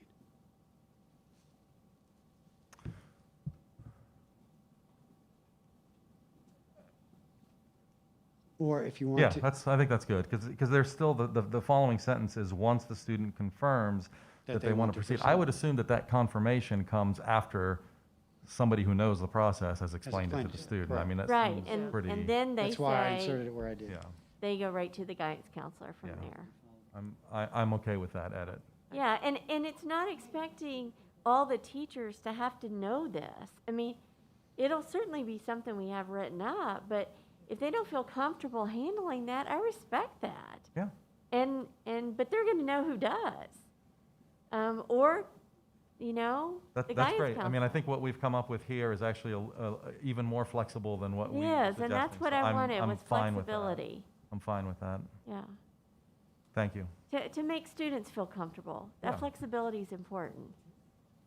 I mean, some of this comes back to also regaining the trust of these students, and I heard them tonight, and I heard, Yeah. I'm privileged in a lot of ways, and in ways that they're not, and I think for us, I think we have to listen to them when they talk to us about what's important to them, and I think that piece, that trust piece, it's important for everybody, but I think it's way more critical, I think, for them, and I think we have to be really Okay, can careful. Ms. Drake read that motion again and the wording so that we're all good with it and we Yep. can take a vote? I have a few procedural questions, if I may. First, Mr. Chewbacca, are you withdrawing the First Amendment to the motion? Sure. Okay. Ms. Cass, do you agree to withdrawing the First Amendment to the motion? Do I agree? I'm sorry, I couldn't hear. To withdrawing the First Amendment to the motion. Right now, we have an amendment on the already on the table. Mr. Chewbacca made the motion, Ms. Cass seconded the motion. If you both agree to withdraw, then we're moving to the Second Okay, I Amendment second, whatever. Yeah. to the motion. Does anyone second the Second Amendment to the motion? Yes, I'll second it. Thank you. And what that should do, if I'm having a lucky day, is put it on the screen for you. I'm happy to read it for you out loud, but I know some of us are visual learners. Once a staff member becomes aware that a student wishes to begin asserting a gender identity that differs from official school records, the staff member will notify the student of the process to seek accommodations, which includes parent and school counselor notification, or refer the student to someone who knows the process and ask if the student would like to proceed. There's an extra S, I think staff I took it members- out while oh, I was okay. reading. Thank you. And then it continue once the student confirms, blah, blah, yeah. The staff There were no mem- changes to the second. The staff member will right? The I've staff- already adjusted it here. It Oh, will we show just there don't when we see it take the there. vote. I Okay, read it all and right. corrected it while I Okay, was gotcha, reading. gotcha. All right, so we have motion and a second. I think we've had a lot of discussion. All those in favor? No, roll call. Oh, I'm sorry, roll call. Yeah. Ms. Sorry. Bond? No. Mr. Chewbacca? Yes. Ms. Franklin? Yes. Ms. Cass? Yes, but I do want to make a comment that I'm saying yes because this is better than what we had before, but it is not what I think it should be. So I just want to clarify my yes. Ms. Karan? Yes. Ms. Parton? No. Ms. Graham? Yes. So the motion to amend carries. So you'll remember that when we amend a motion, sorry, I'm getting some computer errors. We're going to just.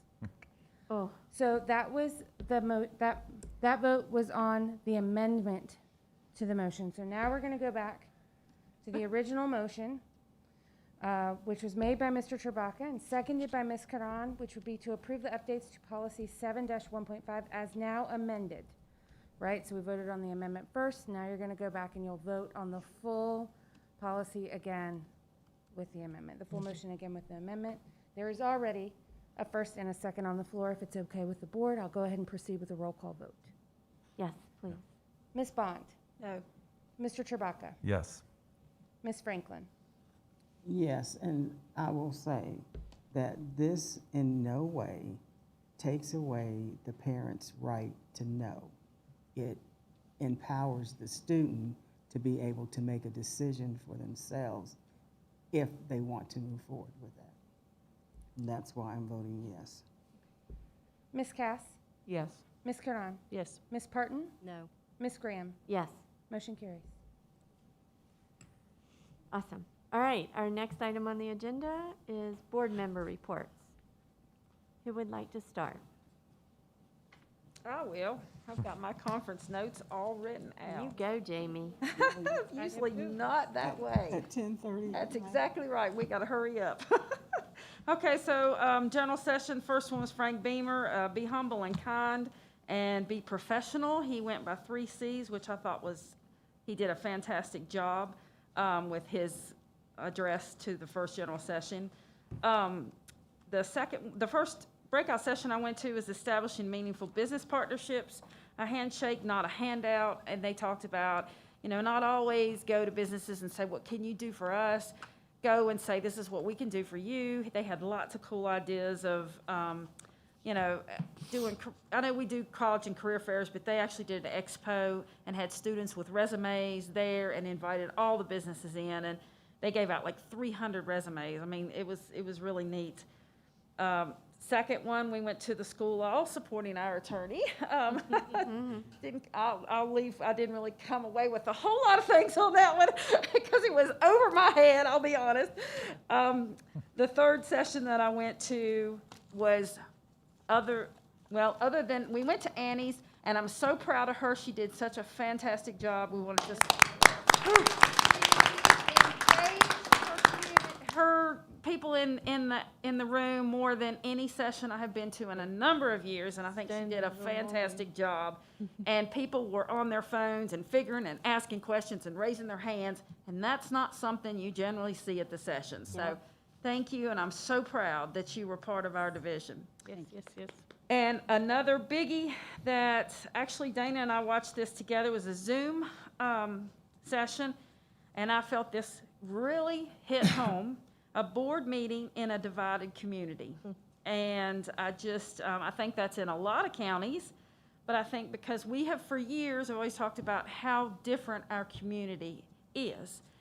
And I was anxious to hear exactly, and it was amazing. She said, number one, you have to agree to disagree.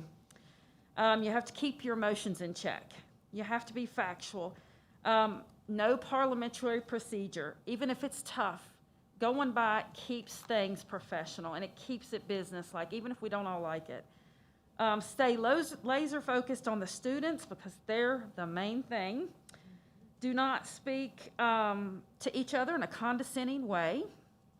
There were just that was one. I wish we could all watch that Zoom because it was amazing, the things that she said that just hit home for us and the things that we've been dealing with.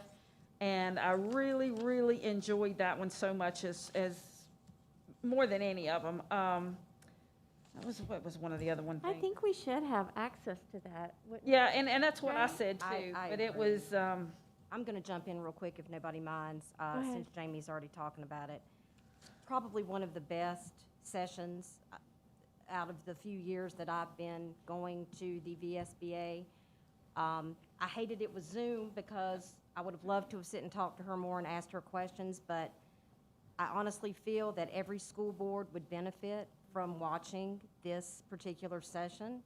Of course, it would be up to the board, but I would highly suggest, if the board is interested, that we look into possibly watching that. It was not that long. Was it 30 minutes? Oh, yeah, it was 30 maybe? minutes. Yeah, it wasn't that long, but just the amount of information and impact it had in that short amount of time. What Jamie and I both got out of it, I mean, we were both kind of like at the same time, yes, and knowing that we're not alone, knowing that, all boards are having same issues, same problems, kind of gives you a little bit more, clarity into, it isn't just here, it's everywhere. And I'm going to just piggyback on the staying laser focused on students. I mean, that was basically her theme, pretty much throughout the session. Well, she would say things, but yet she would come back to remember what your job is, and I think sometimes, and another piece, and I'm guilty of this, I'll be the first to admit it, try to stay emotionally unattached. That's very difficult. We're all passionate, and that's what I love about our board in general with everyone on it. But another thing was sometimes, there's a reason that they don't let doctors operate on family members or loved ones. Sometimes emotions and feelings can cloud judgment, and, she just always, that's a reminder just to keep that in mind. So I just think it was a great overall. She was from session. Caroline County. Caroline County. Can you all send, if you send the link out, I will definitely watch it. It was good. I think the links are only, I think those Zoom meetings are recorded, the ones that are They are. recorded. They are. I think Yeah. they were only going to be good for about 30 days, I think they said, so. So, yeah, they send a link Yeah, for everyone. so. They said it would be available. I can't remember. Yeah. You're right. Hello? Brenda just emailed the board the link. Okay. Oh, Good. awesome. Thanks. Oh, she okay. emailed VSBA to get it. Sorry. Cool. Okay. Anybody else? So, Are yeah, you- let me just say real quick, ahead. again, I was the VSBA delegate, legislative delegate. It didn't happen at the conference. They wanted to continue to do that Zoom because the conference was part in person and part, Sure. virtual. So, again, kudos to them. It was everybody virtual again. The first time, they did a fantastic job. Second time, fantastic job. So I just am really appreciative to them. It's not very easy. We had 100 and some people on this one Zoom, and it was very organized, very professional, and I was just very impressed with how everything went. So I'm very humbled and honored to have been a part of that again. And I would like to say that I was contacted by J.T. Kessler and Gina Patterson.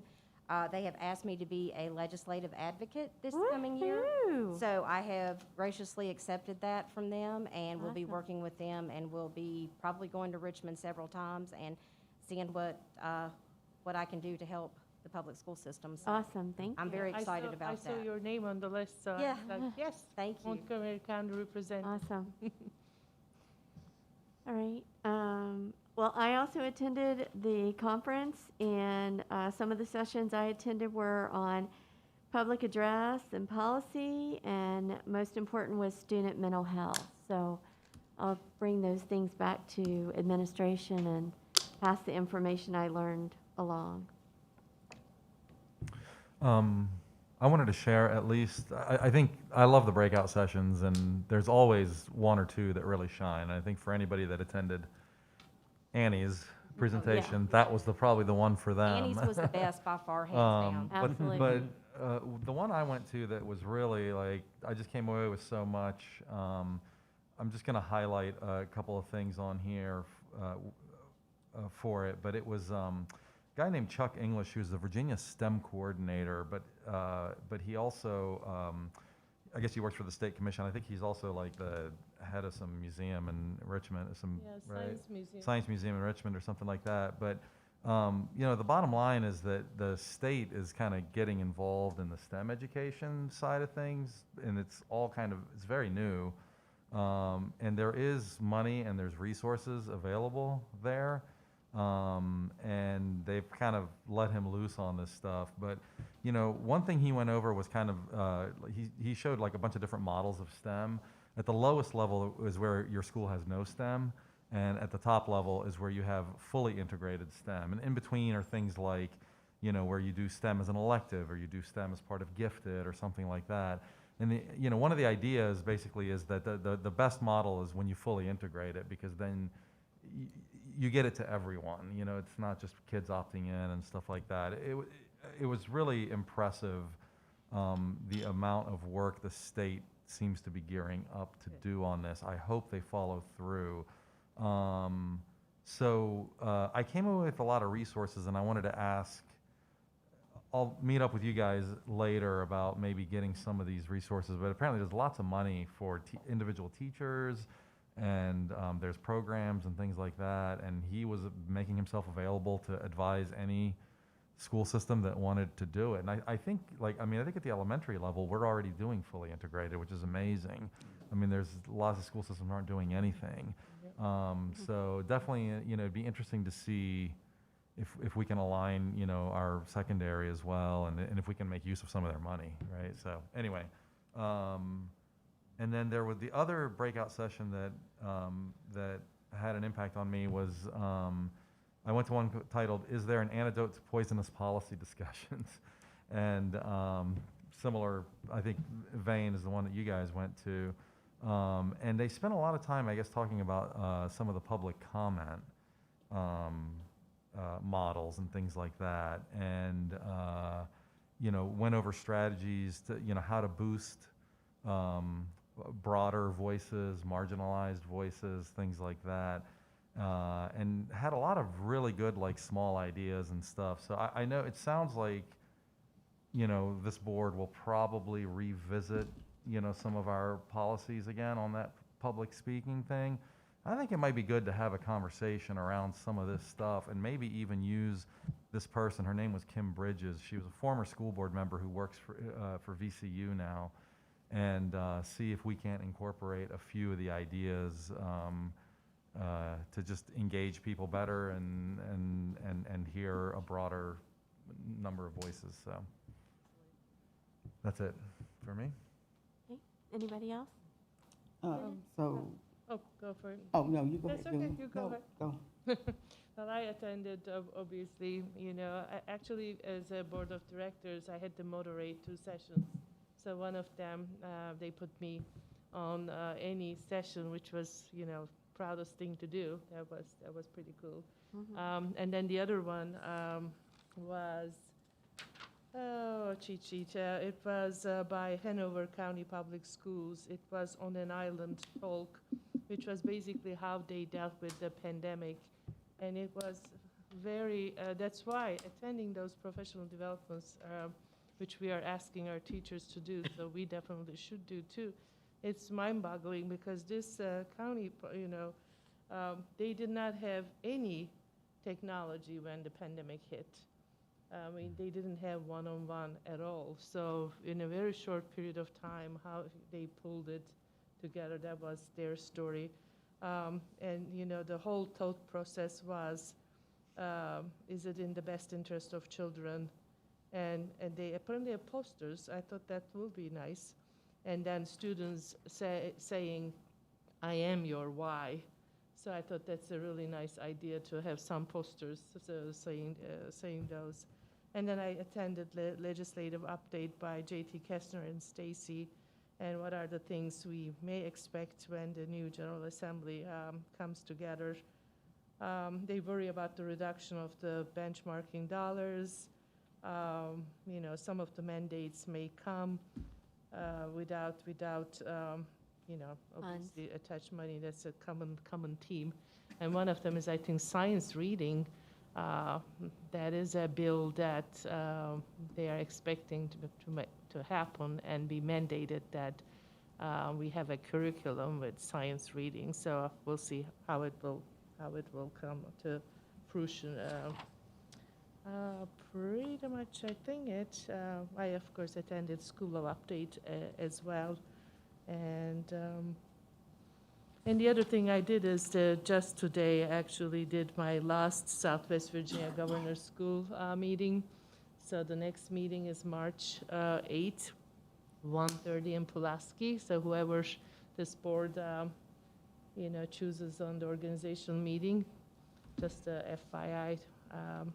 And they still have to talk about that, what to do with their roof. I don't know if Dr. Sears reached out or not, but maybe in the pandemic, nobody had time to figure that out.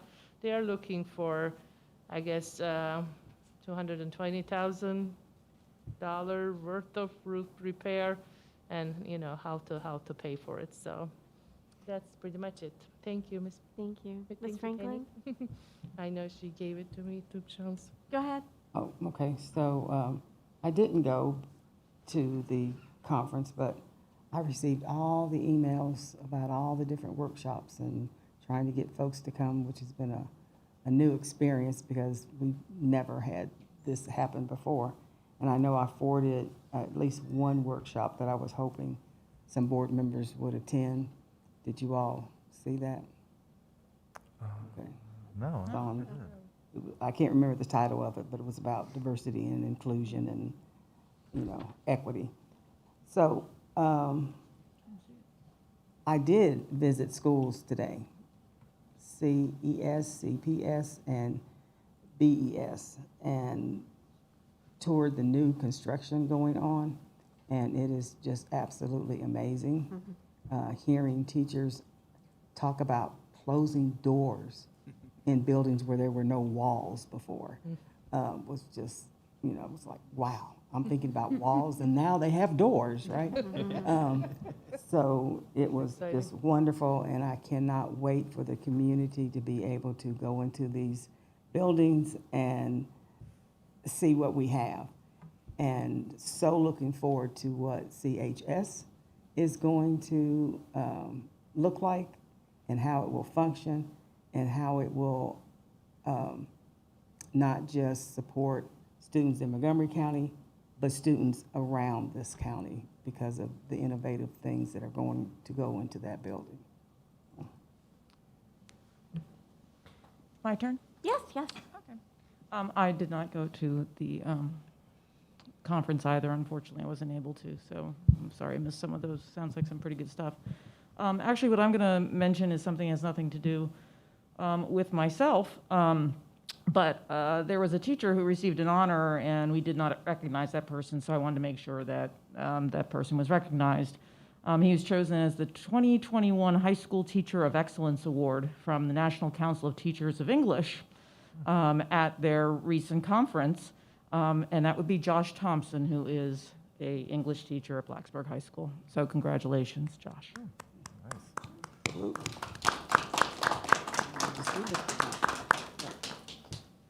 Okay. Our next item. One more thing. Oh. I also went to Christiansburg High School. I was invited by the Black Awareness Club to speak to them about CI. And anyway, it was a great discussion. It was a very interactive, very engaged group of students, and it was wonderful. Awesome. What a great opportunity. Our next item on the agenda is unfinished business. Currently, there are no matters of unfinished business tonight. I don't know if this would be unfinished business or new business. Well, let me give the explanation of unfinished business. Okay.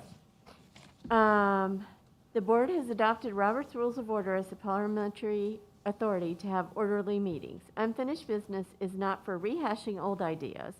It is for bringing business from an earlier meeting that were pending motions and other business items not reached before the previous meeting adjourned. Ooh, that's a tough one. I don't know if it falls in that or not. Why don't you ask? And we Well- retitle that. Yeah. What was that? Briefly. Another discussion. We need to have a discussion about this. Well, what I'd like to have a discussion about, I'd like to revisit a conversation we've had and a decision we made because in light of some of the conversations that we heard this evening, and in light of a lot of emails and About the policy? I'm trying to not cut you short, but I want to help decide if. It's it about goes pride into flags. New business, yeah, that would be new business. Okay. Because that means it would have to So we're be- moving on to new business, right? Yes. Okay, so now I can go. So now go ahead. Okay, so I would like We're to. in new business. I'd like to it's hard to figure out what goes where. That's okay. I would like to revisit our decision on the pride flags. And I know last week I was on the phone for the meeting. It's very hard to follow when you're driving 4 hours from Washington, D.C. to here and follow a conversation. But I know that Penny mentioned it, and I think I talked about it a little bit too. But I would like to put on our agenda for the next meeting to revisit that conversation and to revisit the idea of allowing pride flags in our classrooms. I think, Okay. I think, excuse me? Go ahead.